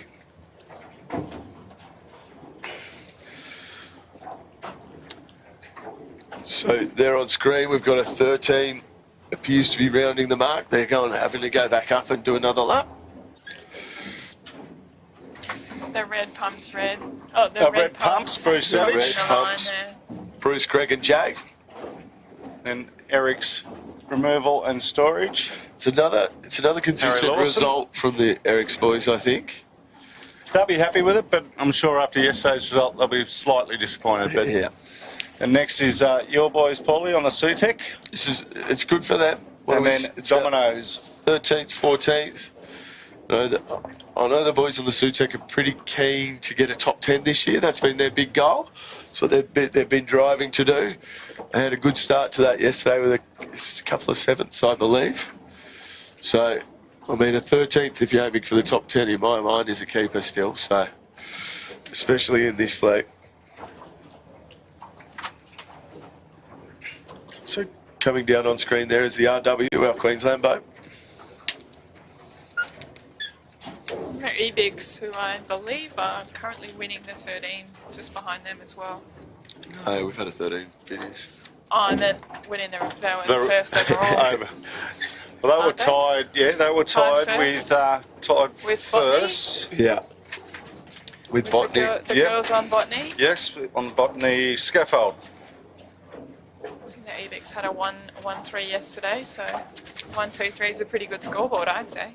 Yep, and the girls on Botany scaffold, Sophie Hart and Bella Devola, they had a 2-2, and they were ecstatic when they got their prize money last night. So a few lemonades for them.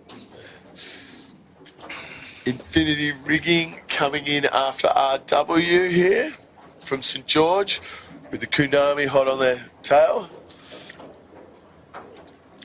And another good race from the Ebics here, as Alana's already told us. You can also see the chubs there. Jesse Transfield steering that one.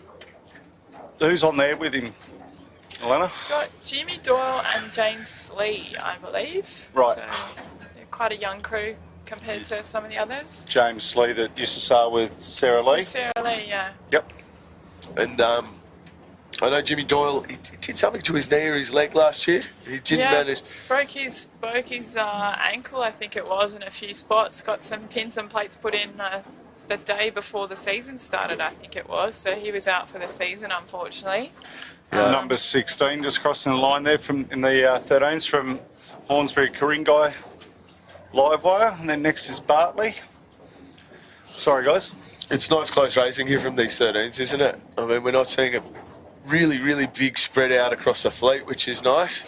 You know, we sort of saw that front pack of the 16s almost jump away, and we had a little bit of a gap back there. However, there's A bit friendlier breezes for those guys today too, which probably helps them a little bit to keep upright and get their boat work together.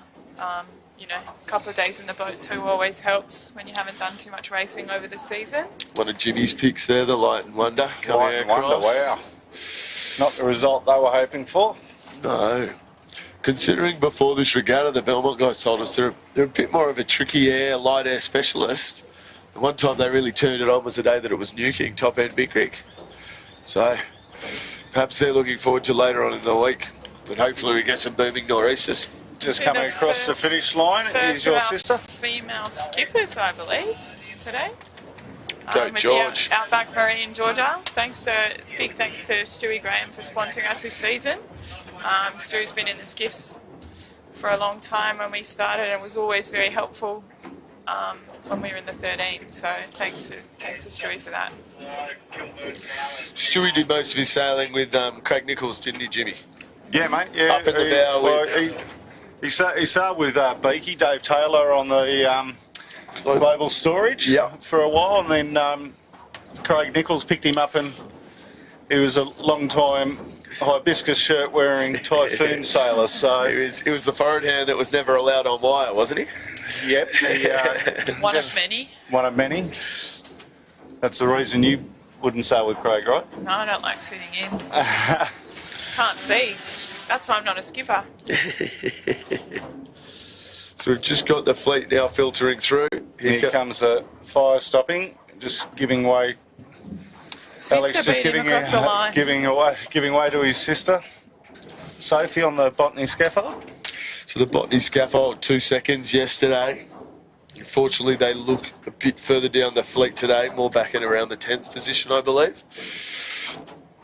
You can see the shebang coming down there as well. Fire stopping's on screen just behind them. So whenever we see the shebang, what's the boat we look for straight away afterwards? The fluid. Have we seen them come through yet? The fluid have crossed the line already, I believe. Have they? I did see a Yep, fluid fluid stripe. has, yep. Because I was having a chat. But that's beer butts bets from Ant to Georgia. Yeah, as well. So he's beat us in a few races this season, but hopefully she can get him back over this week. And he's one not to let you forget it either, is he? Oh, he definitely doesn't let you forget. But that's all right. I think that's the good part about the rivalry in the club is no matter what you come, as long as you beat your closest rivalry, there's beer bets on every week. Race within a race, isn't it? Definitely is. So, Let's see, Zoe. she's caught a few boats back down that last lap there, but probably not the result she was looking for today.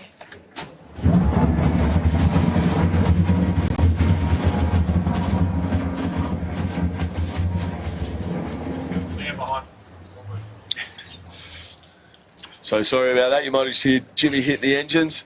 That's the reason why. Yeah, the Witchard may have overcooked the bottom mark by the finish line by a little bit too much.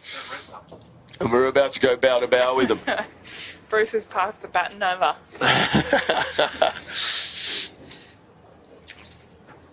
So they're just having to do a quick little tack up here, back in the jib. That looks like Special's old Mitre 10, is it? It does look a lot like the Special's Mitre 10. It's Kieran Humphreys for the viewers at home. There's a Tagara. The Tagara, the St George guys. Yep. They probably won't be as happy with that result. No, as they won't. Yesterday's, but Well, I was chatting with Sammy Monkhouse yesterday, and they were quite disappointed with the results yesterday. They had a reasonable day, a lot better than that result. I think yesterday's might be keepers after today. Yeah. Hopefully they can bounce back in this second race today. But there's Marilyn Sorensen.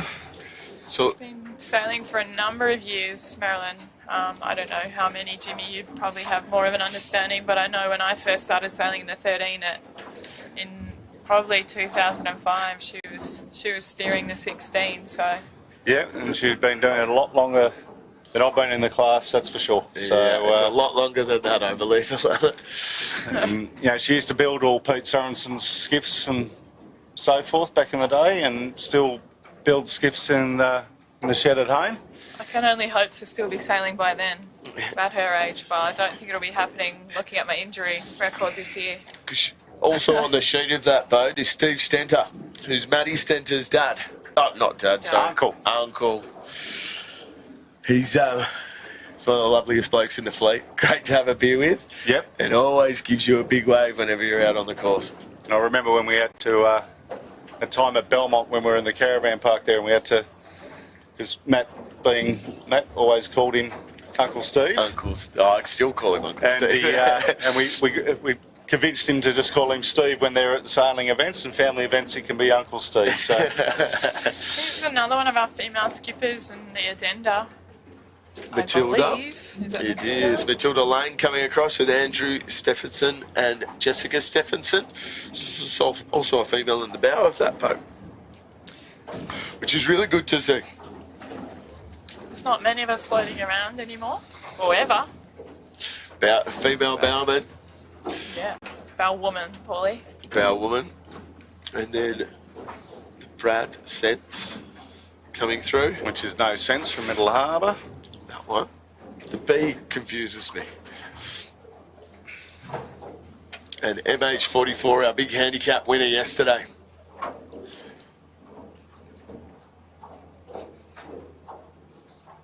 So we've still got 2 or 3 more skiffs coming down the bay to finish before we start rolling into the next race.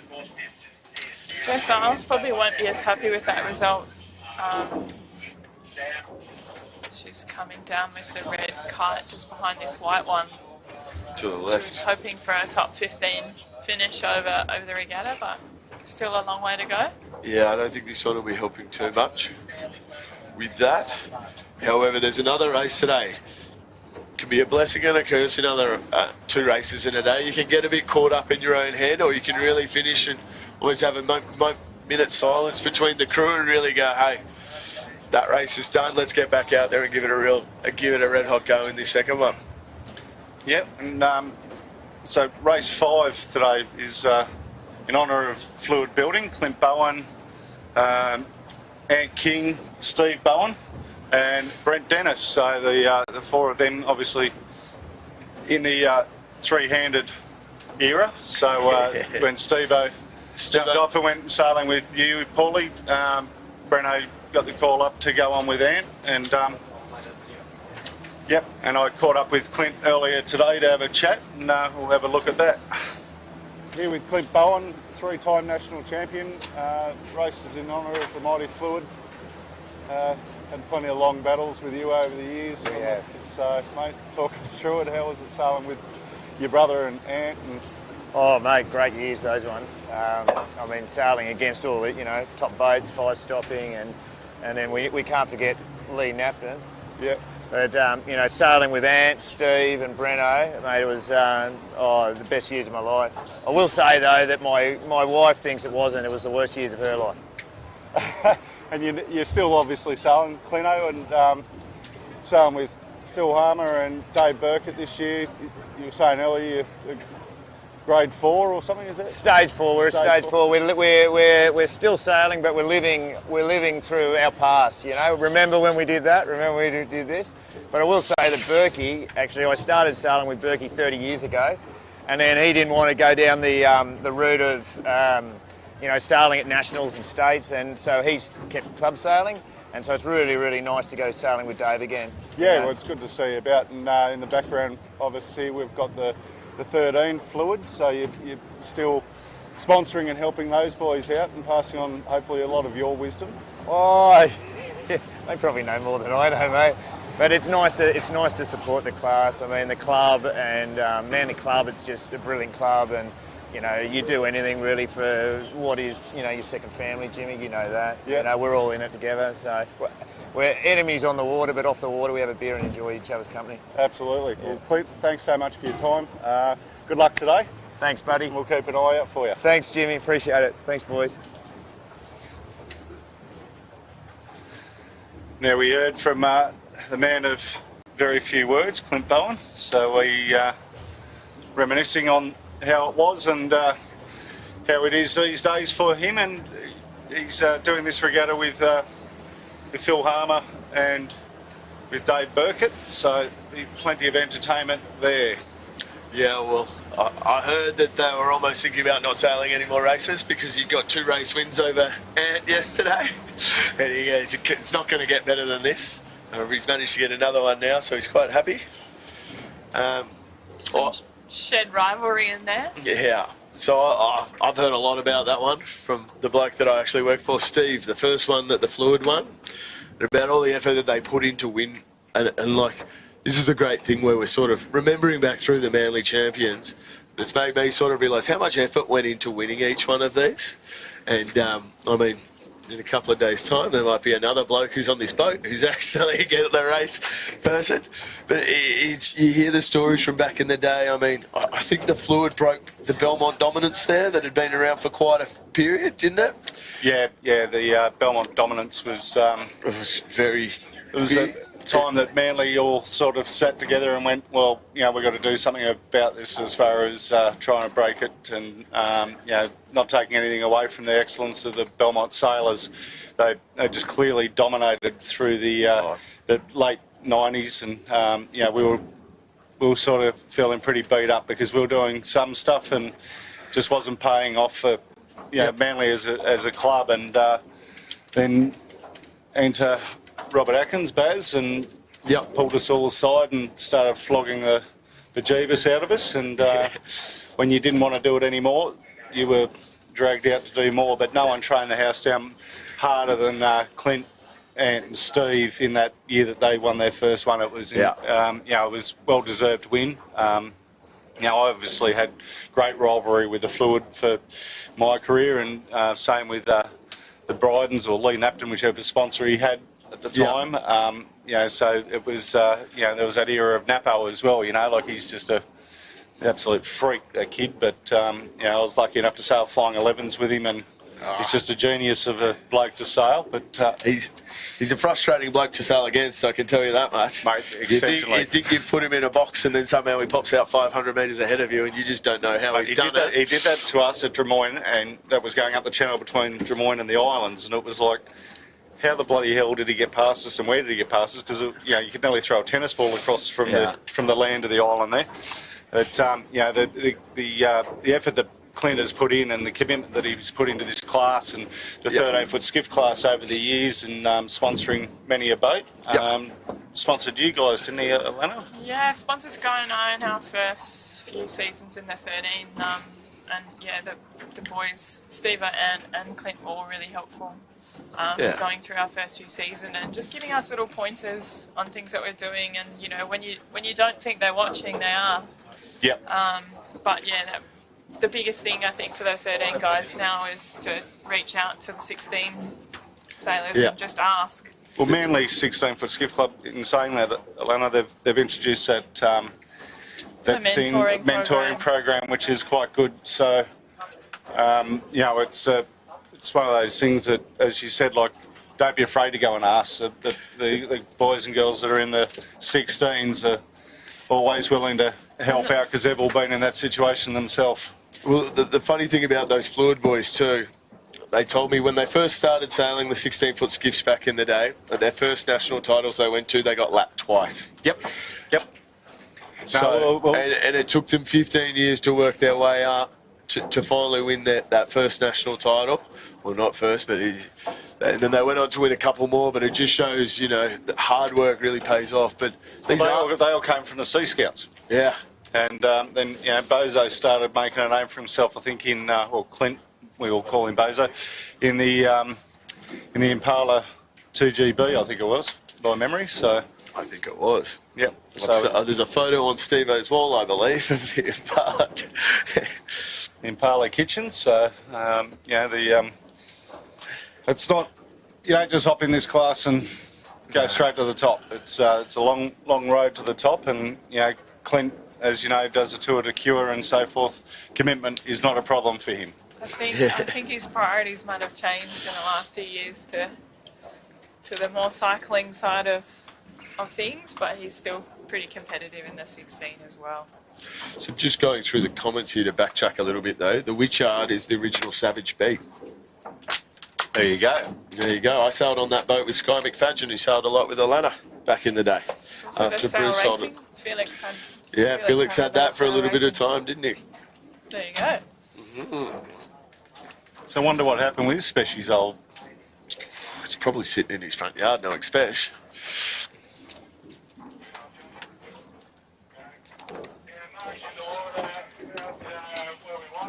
So sorry, we're just hearing some updates from the race committee.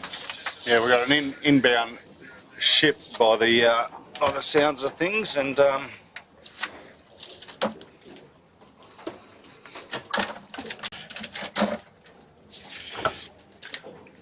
we're just doing a little bit of a holding pattern at the moment whilst we wait for this next start.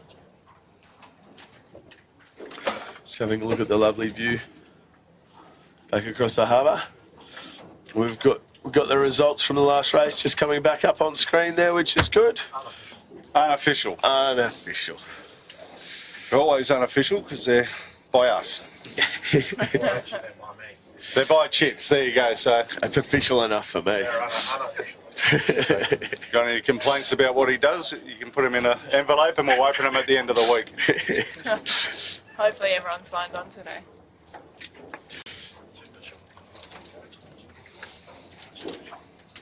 So you can see a big tanker coming in through the heads, guys. So won't be too long until that passes, and I think they'll just wait for the breeze to backfill in, because that thing will suck a big hole in the big hole.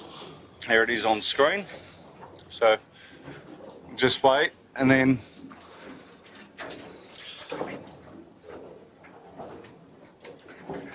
then we won't be too far off. Well, the orange flag's up, so we're not too far off signals. I've just noticed. So we'll wander on back down. We're just sort of hiding over here at Reef Beach, So we're just sort of sitting in this corner where these blokes, where the crews were coming around the bottom mark and heading into when they took a left turn at the bottom at the moment. And as you can see, it just bends nicely around that Reef Beach point, and you do lift in, lift out when you time it all perfectly.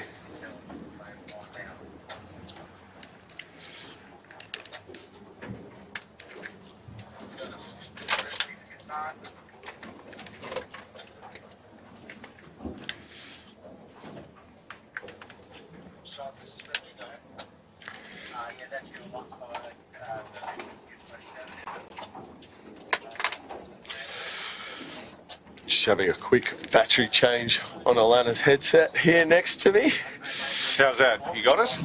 I'm back. Jimmy, the boat driver, tech wizard extraordinaire on this thing. Oh, give me a break, Polly. So for the viewers at home, the 16-foot skiff results are up on the website. If you want to go have a look at the updated results, and we can go from there.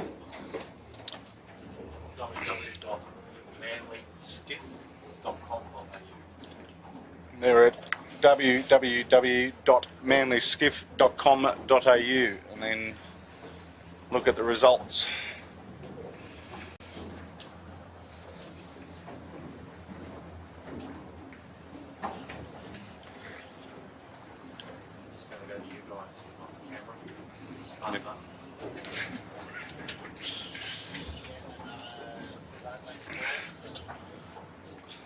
Black is slimming, isn't it, Paulie? I should try black. Change the shirt colour. Sail media all black.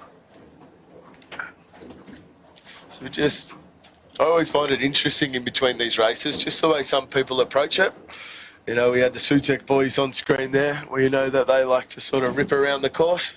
We'll have 2 on wire cruising around. It's just to the left of screen there, you've just got the moon and just trying to conserve as much energy as they can and relax a little bit. I believe they're actually setting up their instruments for the start line as well there. But some people like to relax, some other people like to take themselves up the course sometimes a little bit and just see if they can find out a few things. Well, it's a good time to, especially on 2 race day, you know, to go and check your settings and try different settings if they didn't work in that race. You know, like just anything, like just, you know, I always found it hard just sitting around, milling around between races. It was the hardest part was trying to get motivated to go for the next race. I'm pretty good at sitting around. I'd definitely choose the latter option of sitting. I'm big on trying to conserve energy.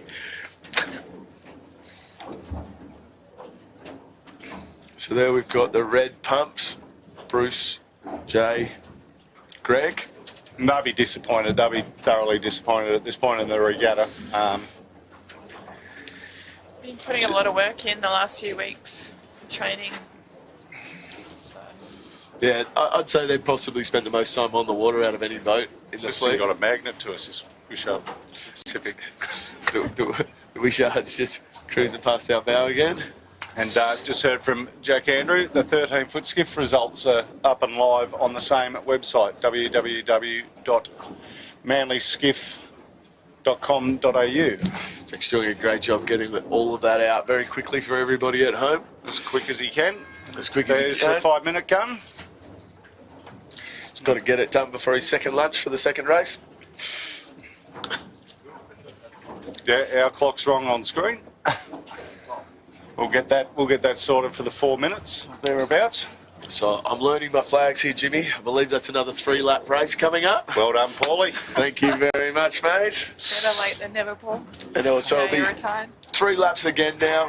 Downwind finish. Thanks, Alana. I can always count on you for a little bit of positive encouragement, can't I? Well, at least I can talk back to you now. I was too scared to in the flying 11.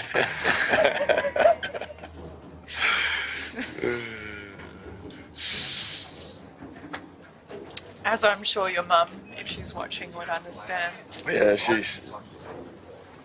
my mum will definitely be watching today, but not for me. It'll be to listen to you, Alana. I'm sure of that. There's the 4 minutes. One job, Jack. You got to count us in. So, as we look down this line, Alana, if you just want to look past me, do you think that this line looks a little bit longer this time? Possibly the pin a little bit lower? It looks like the pin's a little bit lower and they've stretched it out. So yeah. Hopefully that might get rid of the false starts. Well, I still think from what we saw in that last race, all of those boats were really looking to go to this right-hand shore straight away. So I'm a little bit that they may need to make the pin a little bit more attractive to try and stop everybody jamming themselves up on the boat end. Yeah, probably would have been better a little bit higher, but we're all experts from the driver's seat, aren't we, Paul? We're never wrong from here, are we, Jimmy? Never. If we think we're wrong, we can go back and edit later.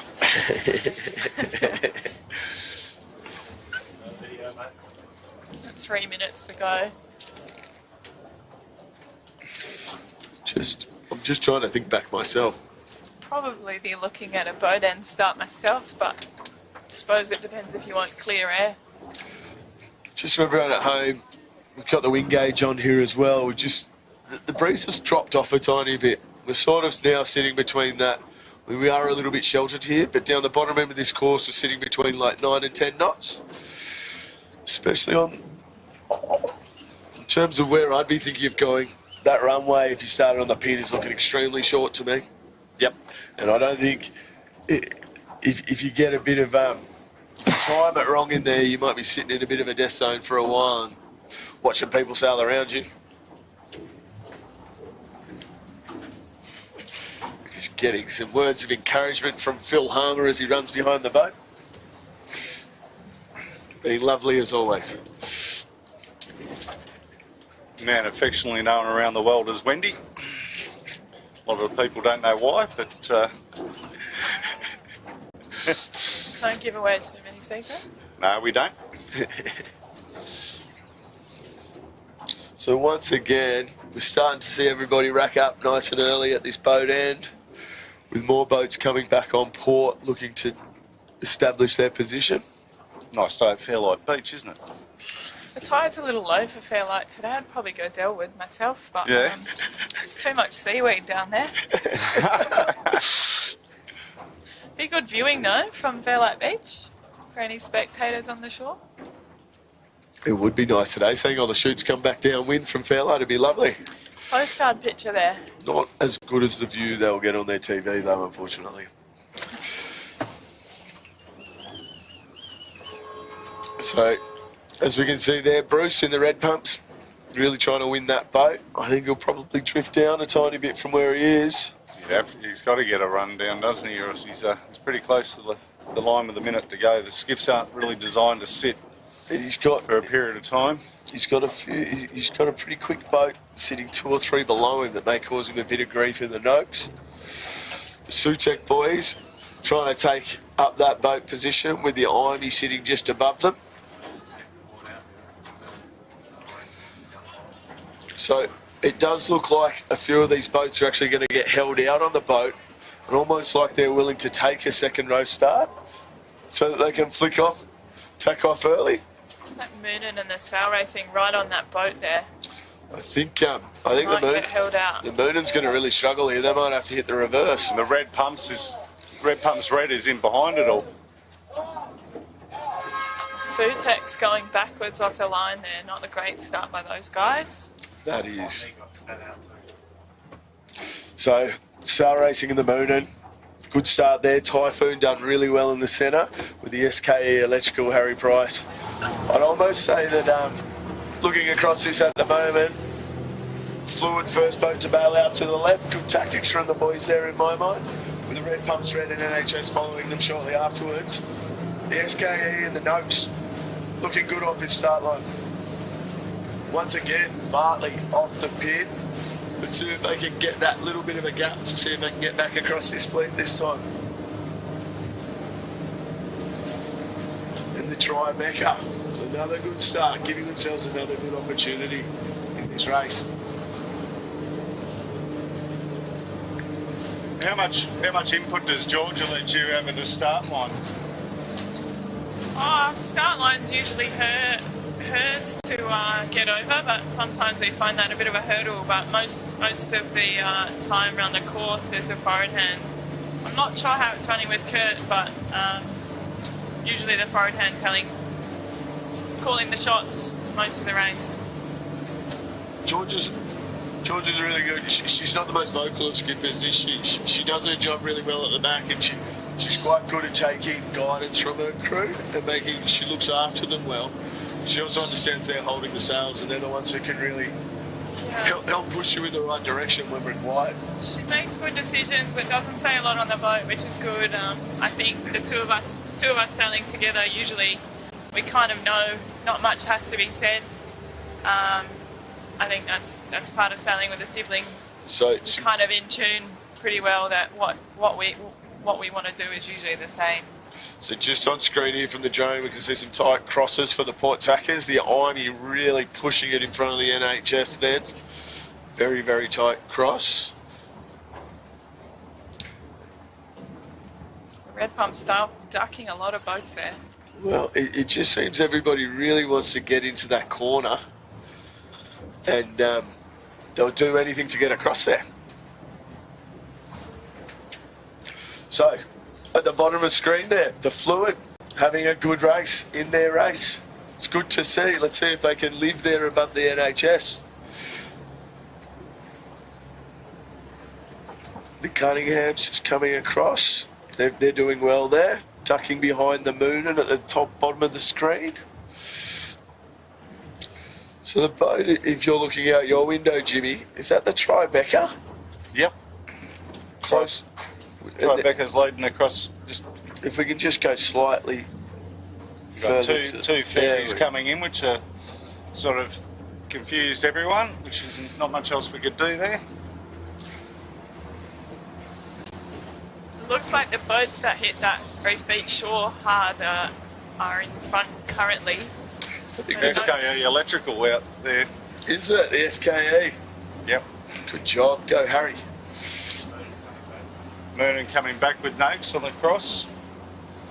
So, as we say that, the Noakes has come. Looks like they're possibly going to have to duck or just cross in front of the Ivy. Actually, I think they're going to just cross. Yeah, I think there's a comfy cross there from the Imy. With the Noakes over Imy. So the Noakes is just, the SKE is just tacked underneath their bow. So they obviously think that this right-hand side's the way to go.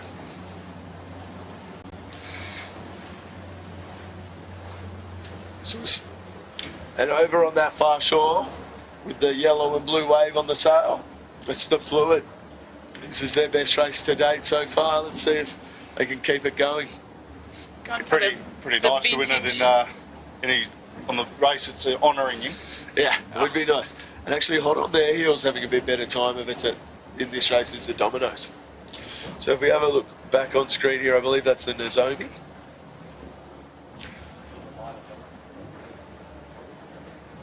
Or is it it's the NHS? Apologies. With the moon and just under their bow and the Typhoon, which is still extending out into the left-hand shore off screen. So it'll be interesting to see if anybody's learnt anything from the last race, and see if we have any people try some different things, or if it's going to be much of the same, which is sort of run along this western shore for a little bit, punch back to the left, and then almost go out to the starboard leg. NHS on screen there, these boys look really solid through the water. Swinging hard, they're at max stretch there.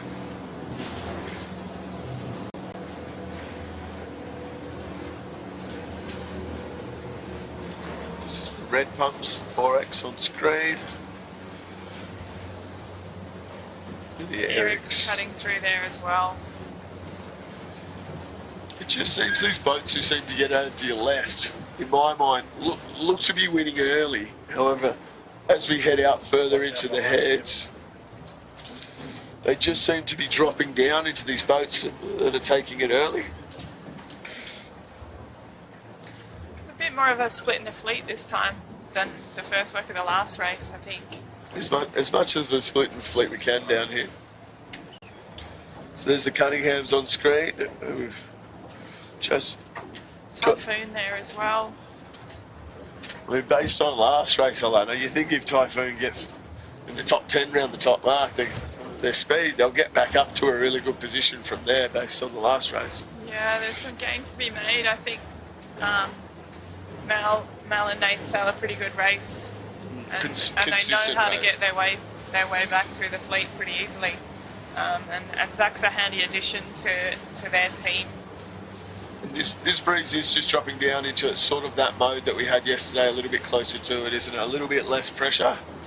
Yeah, and I think those guys trained a lot in those light breeze conditions for the 470, so probably really is their bread and butter compared to many other crews out there that love the stronger winds. So on screen, SKE Electrical out in front on starboard tack, heading back towards Straw Beach or the Flagstaff area. Looks like the Noakes up there as well, Paulie. Yep, Noakes. Yep, Noakes just at the top of the screen. They should be nice and close on the crossback. The SKE's got a really nice high line there, and they actually look like they've got a few runners underneath them, just helping shoot them forward. There we go, they just dropped off one then. So it'll be interesting to see if it's a tale of 2 days. You know, we're sort of seeing the Noakes, after having a bad day yesterday, push to the front. Yes, in that first race, it really put on a show for everybody. And a few of the boys that did really well, that did really well yesterday, sort of a bit further back.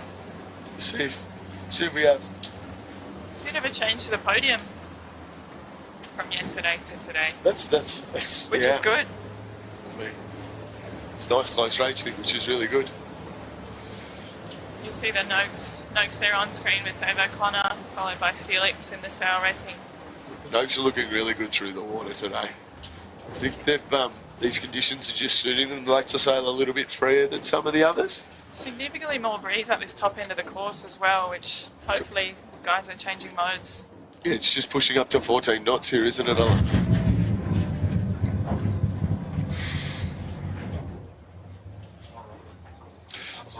Here we See the IME there on screen. Dave Gilmore. So the Ivy, they look like they've taken a bit wider track into this Flagstaff shot. Sort of taken a bit more southern approach. It seems to have paid quite well for them. Got the Typhoon there and the red pumps red.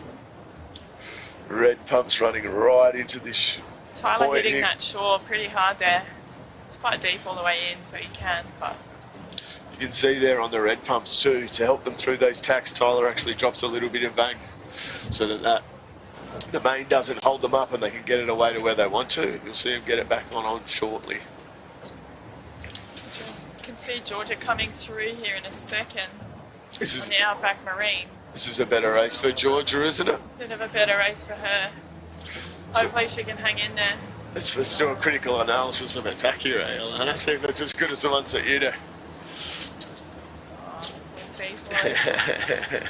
Trying to get their crew work together still. It's only 4th race together for these guys, so That's a pretty handy tack, that one. I think the hardest part for George this week will be getting Kurt right. I can't even do it, so. So we are.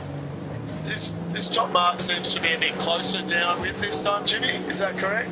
Yeah, I think so. I didn't get any comms. I know we're on a 3, but I'm not sure on. But it does appear a lot closer, doesn't it? Well, it seems a lot closer to this north end shoreline. See the moon in there on screen. Nice tack by the guys there. Nice and smooth. So, as we come up here, we're about to have our first boat around the first mark. And once again, Noakes got to the lead. Impressive sailing from these boys at the moment. Can they make it 2 from 2 for today? Well, they're the only boat. They've don't led put the round curse every on them. mark so far. Good race SKE by the Electricals, SKE. right Harry's on up the there. heels. It's a good result from them. You can see That's where a spinnaker chute tends to. Is that a spinnaker chute in that one? Yeah, it I is. think so. Yep, Yeah. that's where it tends to be a little bit a slower process. Sometimes it's a set, but in general, not too bad. You could see Scott on the sheet there didn't quite. He didn't grab the new spinnaker sheet and help the forward hand rip it out. Bit of a gap to 3rd here as well with a light Light wonder. wonder. These boys will be happy to be back up towards the front end of the fleet. Here's a good bunch of boats. We saw that they liked to send it last time, so let's see if they can. Felix in the sail racing in 4th, Better. and it looks like the Skelkin IME pretty close in 5th, 6th. Going to make an early call here that Ruffy's going to do jibe off early, rounding in the moon it. Got to pick your traffic through there as well in the jibe. Actually, good call. Because as you can just see here, you know, you can have a great set, but then somebody else rolls over somebody else, and Typhoon in about 10th, so we'll see how they crawl through the fleet there. I think Jimmy might be right in saying that, you know, in that top section of the fleet, they can definitely get back up the pointy end pretty easily. Tell you who's having a reasonable one, probably coming around in 15th is Georgia. Georgia on the Outback Marine. You can also see there the two red pumps, they tend to stick together. Somehow they always end up in the There's same a spot. problem on red pumps red getting the spinnaker up. It's still struggling, but Oh, they're a little bit higher there too. yeah. Konami's in Konami. here. That might Konami cause some for a carnage for some swim. people. Oh, Gonna have to pick a lane pretty well down there. Well, it's forced dominoes to have to jibe off Tribeca. You don't want to have the wobble wheel there. You want to jibe off as well, boys. down speed jibes are one of the hardest manoeuvres you can do in these things too, isn't it, Jimmy? Absolutely. Whole rig loads up, and from that, all that weight, when the boom goes across, it's the hardest point to keep it upright. That was one of the first things that I passed on to some 13 kids I was helping out back in the day. Yeah. Was to speed your friend and keep, you know. Was that us, Jimmy? I think it was. Did you, I think I seen you do it once, and I was like, "There you go." They're listening. I think that's the the 16 guys. When you think they're not listening, they definitely are. You can see there too. Fluid's not on screen, but Clint was looking famous there at the start. He's not looking so good around the top mark. He's got that beer bed on with Kingy. Kingy's beat him to the top. It's going to be a slow slog down. So we're just sitting there with the final boats going around the top mark. As Jimmy starts taking the camera cap back down the course. And off screen and me looking forward, not surprisingly, that nose boat seems to have extended away from everybody again, haven't they? Wait, these images on screen that Dylan on the drone's got for us at the moment is pretty amazing though. Sydney Harbour at its finest with a whole bunch of multi-coloured spinnakers. It's great to see.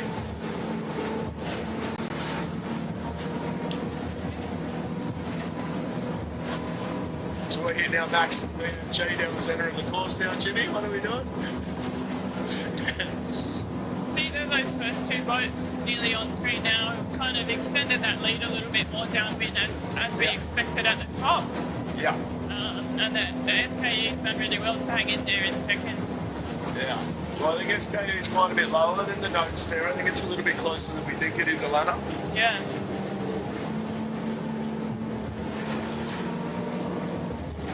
So the SKE, especially if they can get a nice little compression, if they jibe early across there, they might take a bit of time out of them as we see them jibe off now. Some very close racing between third and about 10th there too. It could be anyone's game at the bottom up. There's the 13s on the way up to the up to their start. So the 13s, just to let everybody know at home as I look out the window, the Avics doing very well again. Monty Scaffold doing a bit back up the front end of the fleet in this one, with the Fluid pretty close behind them as well.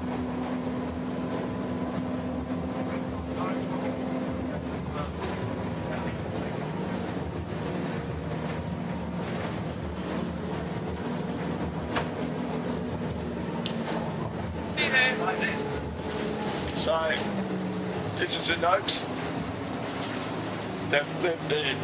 Dave's picked some lovely lanes down there. They're coming into the bottom mark with pressure. However, this time they're actually choosing to take this right turn, which is a little bit of a... We haven't seen this from a leading boat yet today, have we? No. And it looks to me Harry's going to take the other one. The SKE Electrical with Harry Price steering is actually going to do the left turn, so split straight away from the 2 leaders.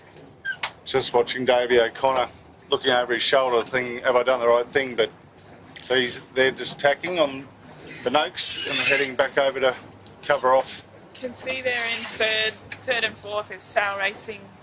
Sal Racing's. Looks like they might have slipped into third there. Yeah, I did see that last cross, Alana, and they just got in front of the Light and Wonder. However, it looks like these 2 boats are also going to split this bottom gate. I guess we'll really see then if this right-hand side's paying off. Off Reef Beach. Yeah.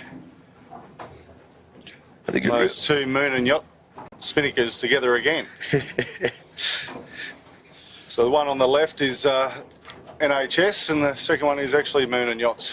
So that's a good little shot there for Moon and Yachts. You can see Dave O'Connor there on the Noakes. I'm not sure if you can see it on screen, but just had a look back at the shore. Put one back on Harry in the SKE.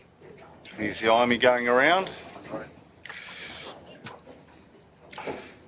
On screen though, we've got the Moon and the NHS just getting slightly caught up with each other, sort of fighting each other and not getting the cleanest mark around and get either of them then. Followed around by the Typhoon and the Skelcon. No, guys, Namasto are up there again. Yep. They've certainly been improving, stepping up through the fleet, which is good to see. And then Nozami's rounding the other mark. So a bit of a return to form for the Nozami, who did so well on that first day in the trying conditions. Yep. Red Pumps Red, and then Outback Marine. George has done well to hold her position down that run. And the other red pumps, so the rose between 2 thorns. Kamikaze going around the other mark with RW Retail for the people playing along at home. It's quite a compression here with the fleet, isn't there? With these similar thing to last time, those first few boats have just managed to jump out a tiny bit, and then all these boats are just almost bouncing off each other in this kind of 15th to 25th range, which really means that there are some big gains that can be made in this little section. We can see a bit more of a split through the fleet with that bottom gate this time. Most people picked the same mark last time, and we've got almost half this time going around either side. Well, and quite a few of the more fancy boats have actually changed up their tactics from last time, not running into this shore and heading over to that left-hand side. See the Botany and the Sutek have dropped a bit through the fleet from the last race. Yeah, the Sutek once again. Nice late drop.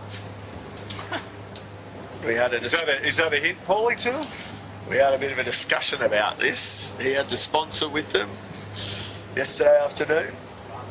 They're partly having issues on that bottom mark there by the looks of it.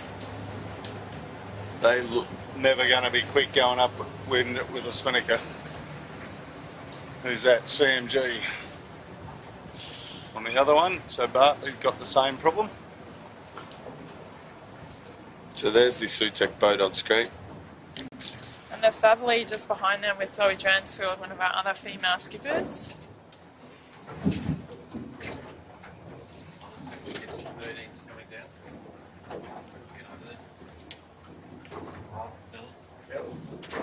So Sutek here is just going to cruise in. We'll see them go for attack soon.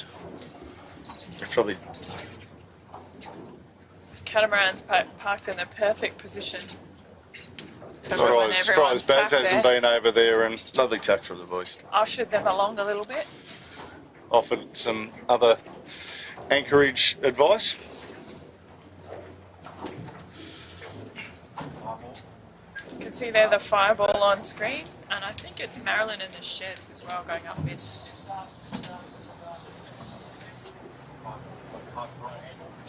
So another kite problem at this bottom mark. There seems to be quite a few kite issues coming down in this regatta, more than I sort of seem to remember. What's like most boats these days have take-up systems in their boom. Yeah. Who's did I see had? I think it was the Fluid actually has it inside their mast. I know Ruffy's got a very fancy one on his boat, on the Moonin. Yeah, what a take-up wheel. Yeah, and hidden all underneath that spinnaker bag, there's a couple of crazy little stainless wheels that wind it up for him, the tack line and halyard each time. Very, very secret on that Turner boats. No, I asked him about it this morning and said if I could say something about it, and Ruffy says most of the fleet know about it, but it's too much effort for themselves to try and get it going.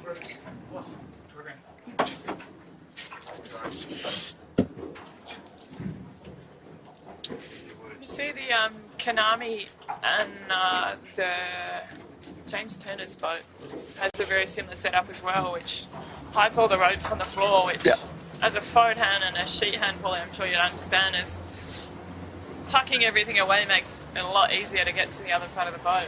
So here, Jimmy, here's your chance. What are we thinking about this? Well, how are you liking it? Not liking it. They definitely need a little bit more vang in that setup. That's for certain. What about that depth along the foot of it as well? Well, you could probably flatten that off as well. I don't think you're not searching for pressure. Not when he's working the main. So I think, for my mind there, about an inch out on the out hole for the fire stopping boys, and another. Take a good foot of vang, grip that up to your shoulder, Alex, if you get the opportunity tomorrow. And go out and try and remember those numbers on all your settings for next time.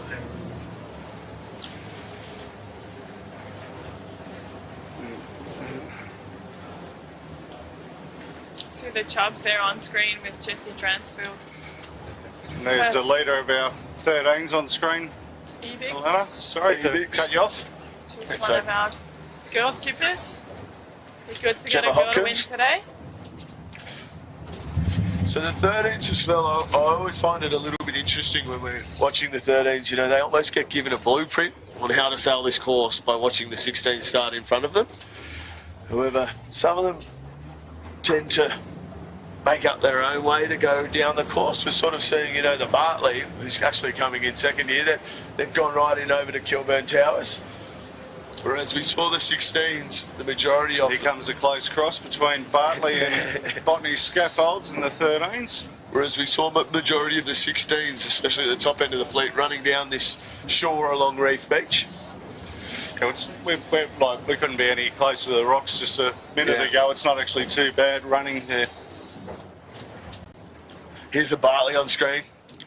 You can, as we say, these 13s, they just jump out of the water so easily. They're so light. The crew weight on them's not that big, but they've got these masthead spinnakers, and it doesn't take much to get them up and going.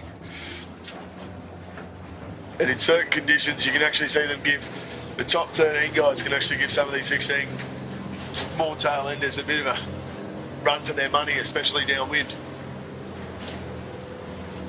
You'll also find in the small rig days, 13s are pretty quick pulling. Yeah. Yeah, they're almost on par for speed, aren't they? On par for speed, and you know, downwind.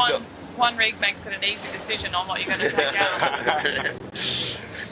It was always an easy decision for us, wasn't it, Jimmy? Big. Go bigger. Yeah, we try and drag everyone and anyone to a big rig, but we weren't always successful. And yeah, I didn't mind our little rig because we had that thing dialed in. So yeah, it seems with most of these 16 guys, when it does get to that marginal conditions, some of them have a more favoured rig. I know with their jibs on the big rig, a lot of the Belmont guys prefer their big jib, whereas down at Manly, most people prefer their seconds. Just got the plonk. They were doing so well in the last race. Just having a bit of a call off. Looks like the Eric's on screen at the bottom there. With just in front of the PJ Leahy. And the Chubbs, I think, just above them. So that's probably the battle for about 20th position in this race at the moment with those guys there. Maybe even a bit further forward, possibly 15.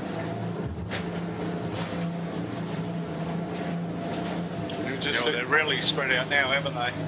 Yeah. And as we look further up the course, it does look like Noakes managed to maintain their lead for everybody at home, whilst the sail racing is really getting into the SKE electrical and putting a bit of pressure on.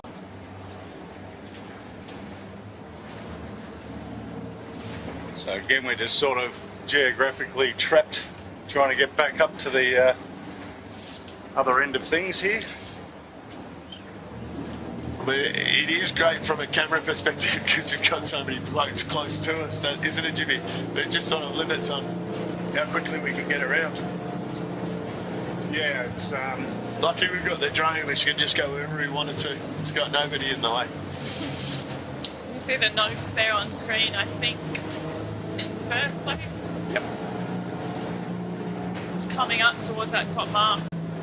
So there's 5 mark roundings today, all of them with notes in front. Maybe even more than that. See another pretty relaxed set by the boys here. They've extended away again, haven't they, Alana? I mean, we saw them split that bottom gate with the SKE electrical last time. I'd say there's still a good 20-second sailing for SKE electrical, 10 maybe. And the Noakes have already got their chute set and running off downwind. I think the big gains were from Felix in the sail racing up there. Yep. He looks to have stepped up quite a lot into third. Yep, and then Bit of a gap to 4th and 5th and beyond there. 4th, 5th, 6th, 7th looks really tight, doesn't it, Alana? Very close racing. The Typhoon looks like they've stepped up probably 2-3 places in that work too. the podium's almost too far of a reach from 4th back at the moment, isn't it? Like It looks on like this short course. Anything could happen. Exactly. So we've got this really cool thing that happens on here. We've got a thing called the commentator's curse. So you just start talking someone up and you'll sink them straight away. So would something like that? No, I won't do it. No, don't. Trust me, Paulie. The first time it ever happened to me when I was calling the 18s, I went quiet for the rest of the day, mate. I was like, couldn't do it. So next around here's Imey. Imey. Typhoons just had to take a step back up there. Looks like quite a few of them have taken quite a tight lay into that mark by the looks of it to me. Yep, NHS from Belmont next around. So that's 5th with the Moonin in 6th. With the Typhoon and the Skelcon and Musto all coming in really tight together. And Cunningham's having a better race this time around, if they're around next. The Light and Wonder just dropped back a little bit up that work, didn't they? I just don't seem to have the gear range that they had on that the first day that was abandoned. So, because you do spend a lot of time practicing that changing gears, don't you, Jimmy? Going, especially on this course as opposed to the other days, you can have some very, very different settings for the light, flat water down the bottom of this course to this sort of bumpier stuff that you get halfway out through the centre. Not the best set by Konami there. Lost a few boats on the mark. Not surprising that the Typhoon was the one that actually popped out the front of that group. Their crew works pretty slick on that boat. And then see RW Retail next around, followed by Outback Marine. So George is doing a great job. Do you think the pressure's on her with you commentating, Alana?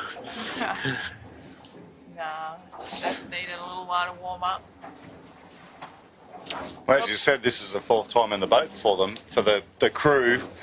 You know, Georgia has had no end of luck with crew and then replacement crew and dropping like flies, but to get Kurt in the boat is They're two very good operators, those very, boys. very good operators. And they're also two guys that sail a whole heap of different skiffs. Yeah. Which in my mind makes them more adaptable to jumping on with somebody in a different boat. See the Imey here on screen with the NHS. I think they were 3rd and 4th. Was it 4th and 5th? Sorry.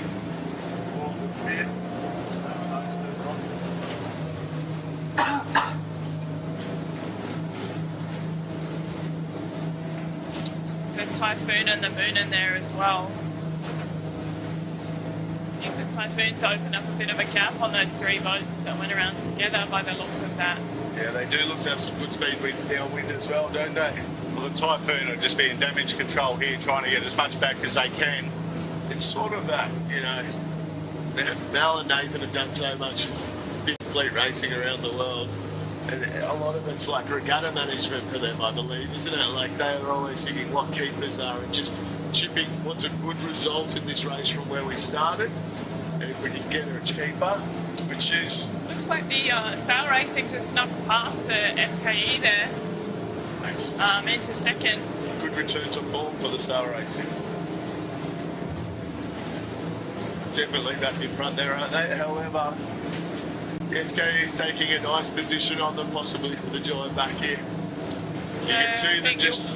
Get that mark split at the bottom again. Well, I think the sail racing's still got another jibe in the Milana, so the SKE might hold out and then just jam on top of them and roll over the top.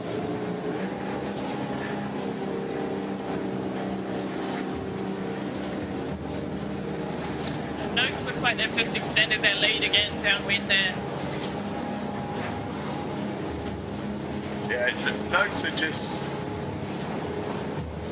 It's a bit like when we were watching that first race for the Dominoes at the moment. They're just consistent, getting to where we need to go, what we can do. So here we're sitting right behind the SKE with this fill-in skipper for the day, Harry. See the boys moving themselves up and down on the wire a little bit as they hit this bit of pressure that's a bit less up here. So Racing did well before that to get a bit of a soak on them so they didn't open themselves up for a passing manoeuvre. They've got a good bit of pressure, both of these boats running them into this mark. And Noakes at the bottom again, taking a right-hand turn, looking to head over to that eastern shore. You'll notice Dave O'Connor keep looking back to see which mark that the next boat's going to take, because like gone into covering mode now, so you know you want to have as much gauge up the course as possible, yep, so that you're in the same breeze as the person who's in the next place. So he's he's very good at that sort of management. I think as well, when we saw that their speed upwind both times, you know, leading around the first mark in both races, you're pretty confident with your speed. So it's just sort of, let's just keep them between us and the next mark, ourselves between them and the next mark, and really our speed will get us there. Yeah, well, Baz belted that into us as kids that are in the lead, except for someone I know. See fourth place here, Amy. And the Moono making big gains again downwind. They're pushed in front of the NHS and rounding here in fifth. Nice drop by Matt there. Great drop punch. It's always fun going around a mark close to Rob Napper, because you sit there and G up your forward hand, you got to beat Rob, you got to beat Rob, you got to beat Rob. Typhoon rounding in seventh. Cunningham's in eighth. Are they? Skelcon. So they had a bit of a double look. It's a fruity manoeuvre from the Cunninghams, you'd say here. I don't know what he's trying to do. I'm not 100% either. I don't think Nick knows what he's trying to do here. Did they all review Bruce's finish and went, that's a good idea, we can all do it? That manoeuvre there's a crew killer. Yeah, yeah, I'm sure Charlesy's loving that, and that'll come out as a wine glass for the next set for sure. See Musto split in this mark here, all the others are going around the other one. The Bright One are doing their best to do the same thing, however they've got to shoot, which makes it a little bit easier.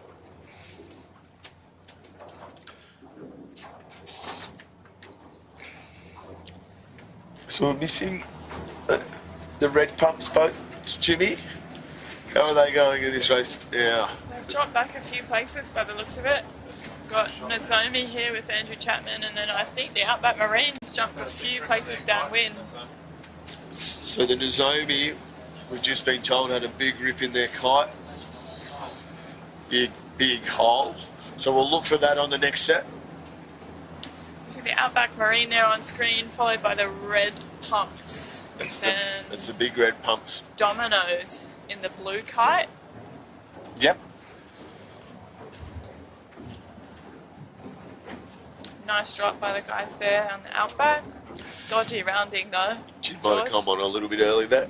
Hike, Georgia. There you go. You beauty. See both Both Red Pump's boats look like they've dropped a little bit back through the fleet there. Tribeca's. It'll be a very disappointing camp at Camp Red Pumps, won't it? Looks like the Erics has gone back through the fleet there too. They were up a little bit higher at the start of the race. Well, I think for the Red Pumps, the amount of preparation they've put into this, it can just get a little bit disheartening in these first few days if you're not getting the results that you want. But it's all about getting yourself back together and then saying, hey, what do we want to get out of this regatta? Let's go show these guys a clean pair of heels. We might not be able to win it from here. What we can do is go and blow them away in a couple of races and really show these people that we can sail, and this is what we do. I think that'll be important going into Thursday's racing. Yeah, just a few people will be having a few reset switches in their brains about how they're dealing with this. Some people might choose it as a great opportunity to neck a whole heap of schooners. That was our theory, wasn't it, Paulie? No, I generally like to get a race win if that happened to me. But I might do it with the world's biggest hangover.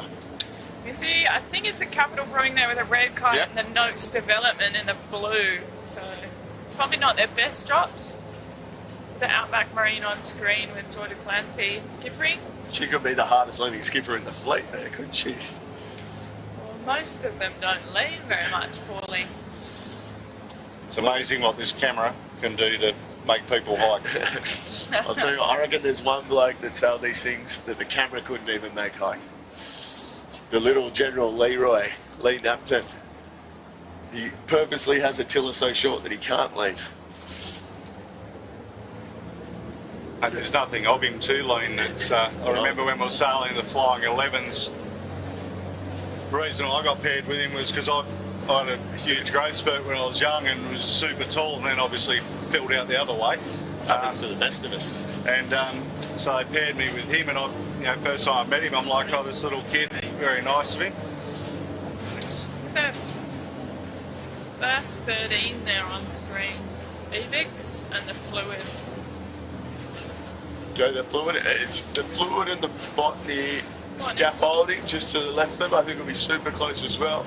The Bartley's dropped back a long way from the last one, which is, I'm not sure what happened with them.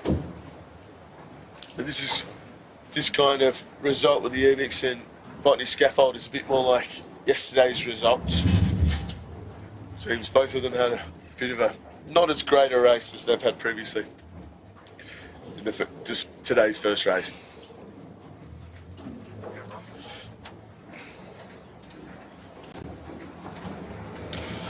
So we're just going to try and get back up to the top of this course, I think. See the Musto there on screen with Hugh Stoddart. See the final approach. So yeah, they're pretty consistent, aren't they, Jimmy? You know, they had that cracking first day, but we're seeing them in and about that top 10. Yeah, I've chatted to Hugh yesterday, and he said, I feel like we're almost learnt the boat. So I still think they've got a bit longer. They got a little bit of new gear on this week as well, which they've said it really made an improvement, especially on that first day when they did look very famous.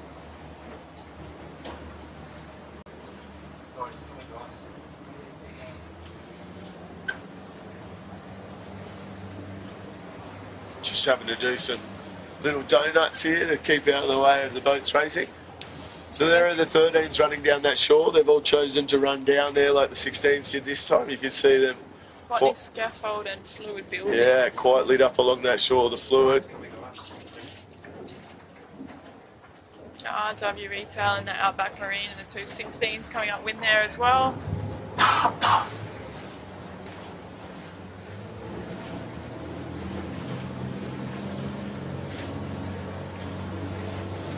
So this sea state just seems to have kicked up a little bit more, the Sabo too. yeah, we're right on the end of the tide. So, well, not right on the end. Got about an hour and a half to go for tide. See the Light Wonder there on screen. The Musto underneath. Two ferries coming through the fleet again. They seem to be hitting this top end of the fleet just as they get to the top end of this course each lap. Kind of does make it sometimes easier when you sort of time the laps with the ferry schedule.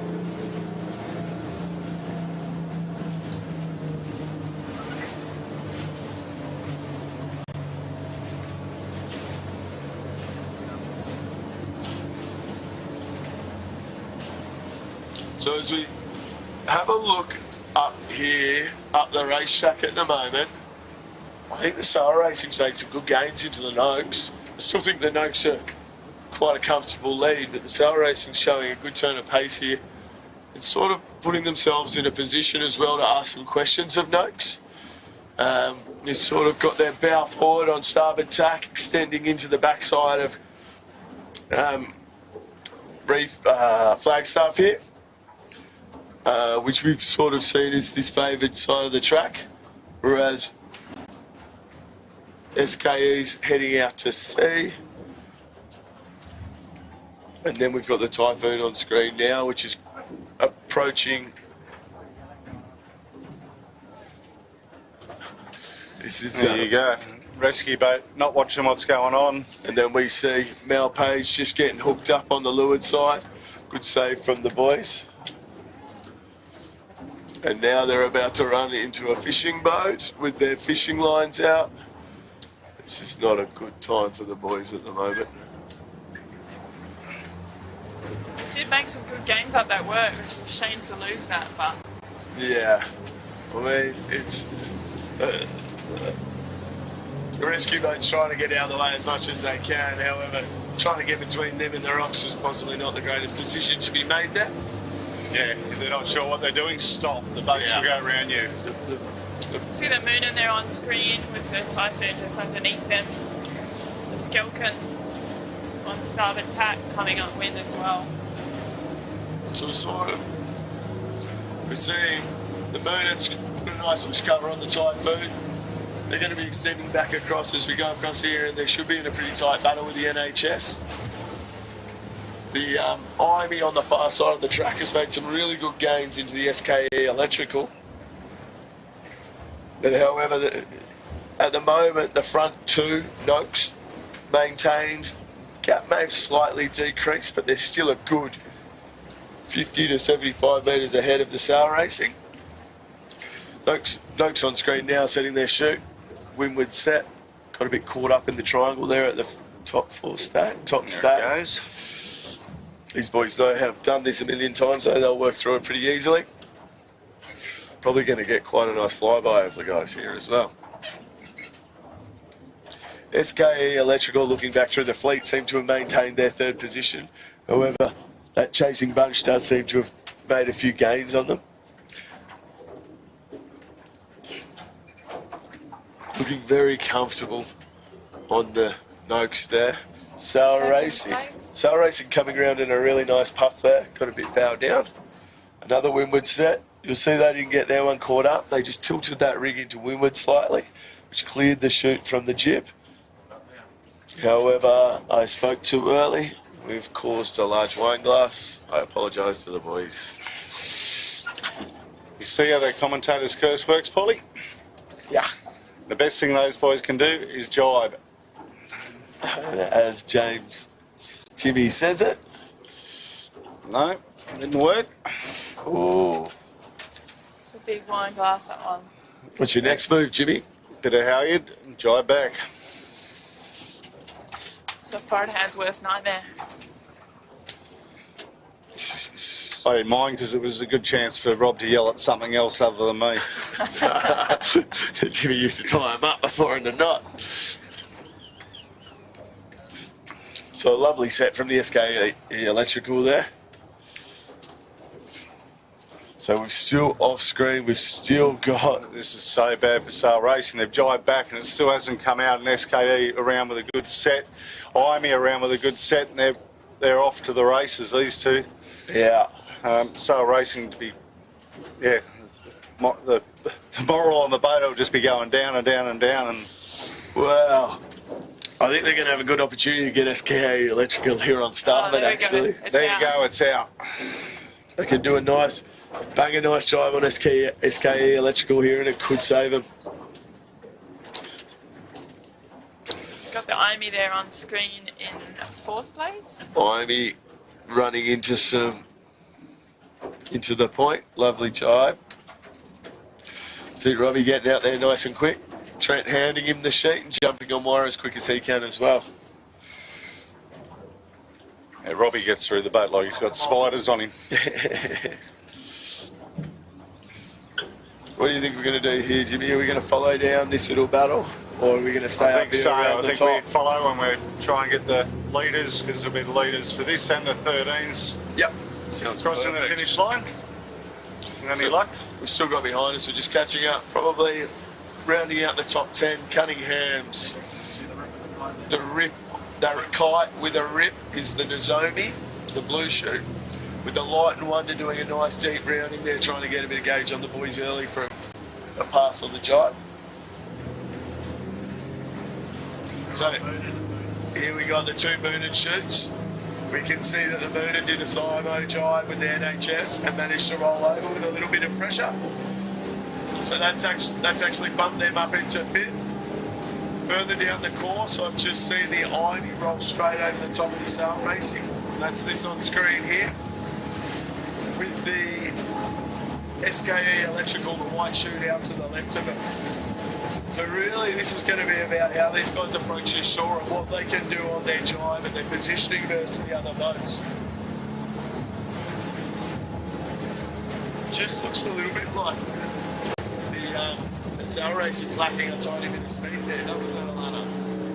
Yeah, they seem to be dropping off those top two boats. Yeah. And just seen, apparently Ruffy has a broken backstay, according to Joe. Thanks for the message, Joe. Okay. See, it's just been, looks like it's just been rolled over the top of by the NHS up the course as well. I think the NHS, Alana, is actually just sailing a higher line there. Ruffy's doing a bit of a soak boat and let him go over the top. Possibly that's the jibe that's got the broken backstay and they're having to ease their way down to the finish on that jibe. It's going to be very close racing down to the bottom with these three boats here for second place. Yep. So off screen, the Noakes has blown everybody out of the water again on their final approach to the finish. Possibly a nice little jibe coming in a second just to get themselves across the line. It's a good race by Dave and the boys again there. They really did. Look how fast they're going with the sheet antrim in there. So this is a great day from these three Got guys on Star this boat. racing back in front of Amy at the top there. So just to give everybody a heads up, Noakes led round every single mark today. Won both races. It's a very impressive performance. So now we're just going to go back to this battle that's happening up the course. We've got the sail racing on screen, or extending out sort of towards the Manly area, throwing a jibe in, whereas we've got the Ivy pushing along the shore with the orange chute. And coming through the centre there is the SKE Electrical, sort of jammed between the two of them. Slightly behind them, the two Moonin chutes.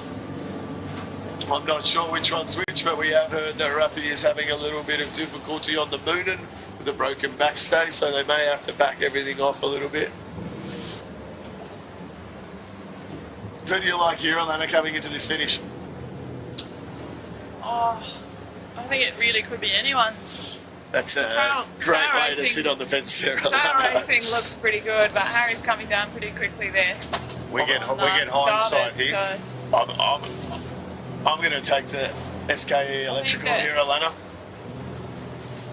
I think that little bit of match rate, actually, to be perfectly honest, Star Racing just got them there with the jibe. I think there'll be a protest flag get thrown up pretty quickly about that one.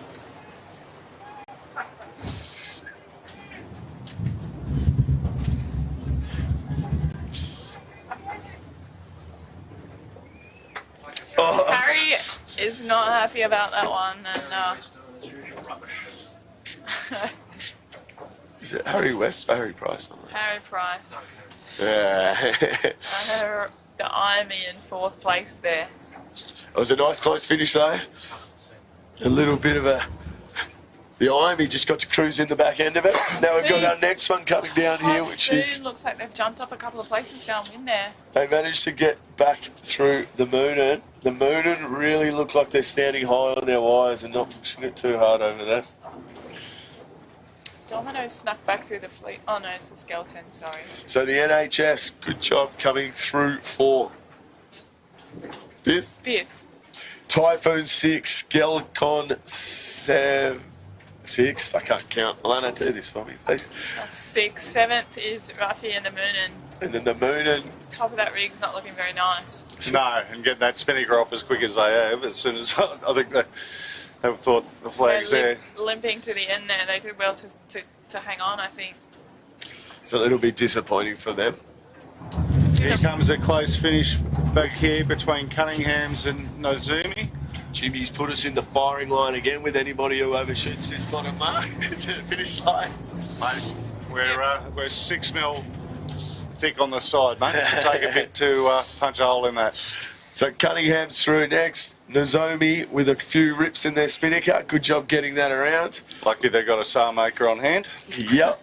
Light and Wonder through next. There's And a big there, gap between the rest of the fleet there. Musto coming in tight.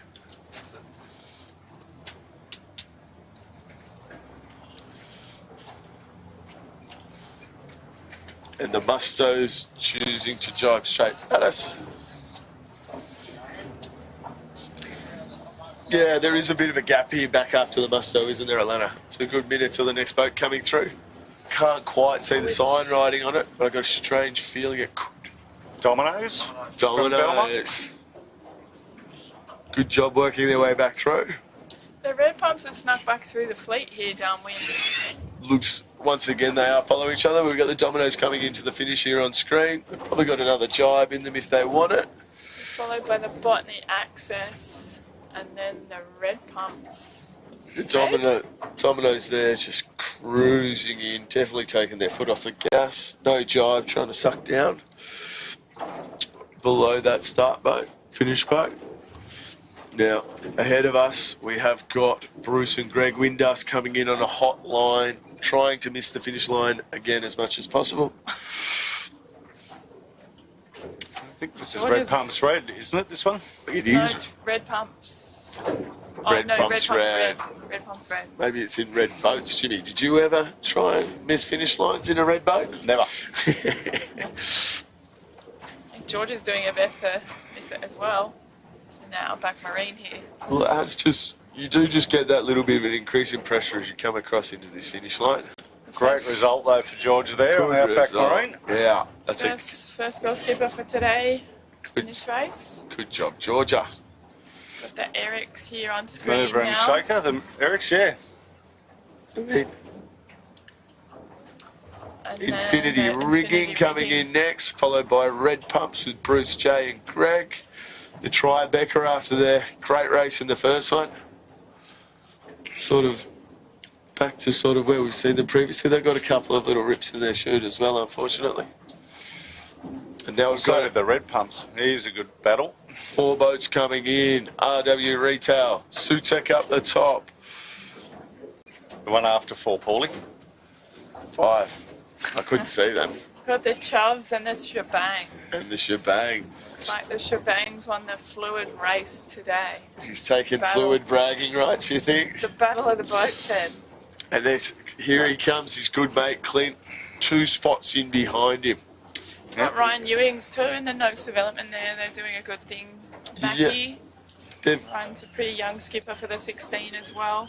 and has he got his old boy on the boat with him? He's got his dad on the Yeah, sheet. Gill's on the sheet. Yeah, an 18-foot rock star, isn't he? Yes, indeed. Very much so. One of the best in the business up the bow, mate. That's what I thought. You see the fire stopping coming into the line here as well. Now, with your fire stopping boys, Alex likes to send it, doesn't he, Jimmy? Yeah, he is a full send. So we're just filtering through here now. We got the Addenda Matilda. Better race for her in this one. With another boat from St George, I just can't quite get It's there. the Tagara. Tagara. With Josh Tasker on the helm. Nice work on that. And then we've got the Sudley. So a bit of a close competition with the girls today. Well, I think when we were speaking to a few of the girls earlier today, they sort of said that Zoe might have this first girl skipper in the bag. However, George is sort of giving her a bit of a touch-up today. Yeah, it might be a And bit it more even in the races. Jess has dropped back today as well, and so, I mean, Zoe had some pretty impressive results yesterday in this fleet. But Matilda's certainly taken a step up today as well. So here we've got, having a look up, the first 13 coming down. Ebix. Nice race again by Gemma there. Gemma. They picked a lovely line of breeze to come into this finish line on. Just going to push them down. They're still probably going to have another jibe in them because the 13s just don't quite get the depth downwind that the 16s do. We've got Dylan getting the drone almost inside the boat for us again, which is great. They've got a 16 coming across at them that they may have to navigate, but it looks like they're just going to take a bit of a high mode and follow them in. Jess Isles on our beer sponsor, Capital Brewing. Working hard at them. Hopefully they watch one. The Enix crew work is really quite nice. Their jibing and stuff just seems to be a little bit of a step above, and sort of showing in the results at the moment. Great result. Work. Nice high five there by their crew. So in the remaining race for the 13, the Bartley seems to have managed to get themselves back into it. We noticed just in front of the Botany scaffolding, we saw they'd actually built up quite a big gap on them. So to get back to there, they've done really well. They should try and let their retriever line go a little bit more.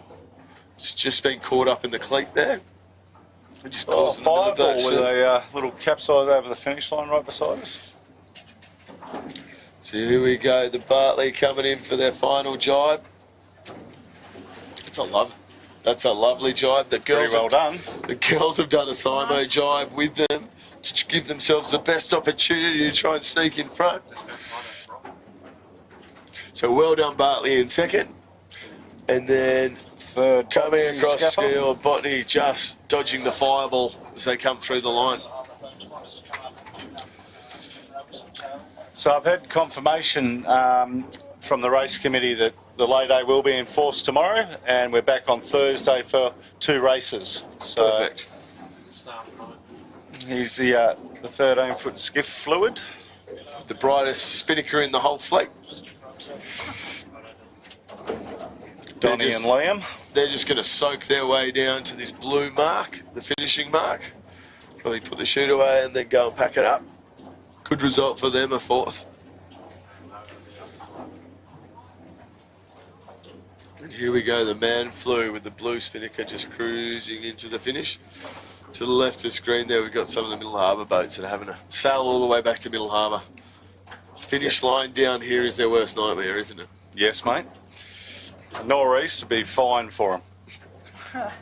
Oh, we'll do a windward finish on the nor'east, doesn't it? Yeah, yeah, but at least it's a... grab a couple of beers off some support boat and just mosey on back to Middle Harbour under sheet, you'll be fine. Follow me for more tips. There's Konami with Rod Carter filling in today. Yeah, to the left of screen, Here comes our contender for missing the finish line. I had a strange feeling it was Witchard again, however it's not. No, it's Marilyn Sorensen. It's a Sheds. It's not a mistake we normally see from Marilyn. She's not very consistent with what she does. That kite does look a little bit like it's done some swimming to me as well. Sticking to that jib quite well. There we go. Through the line for them. Got the boys in the cybersecurity coming down. They've dropped a few places back this race. Yeah, so after a big win in the first race, they're coming through for a 5th or a 6th, I think, Alana. Drop the main through there. It could be quite a tight finish for them. Shear line coming through. With the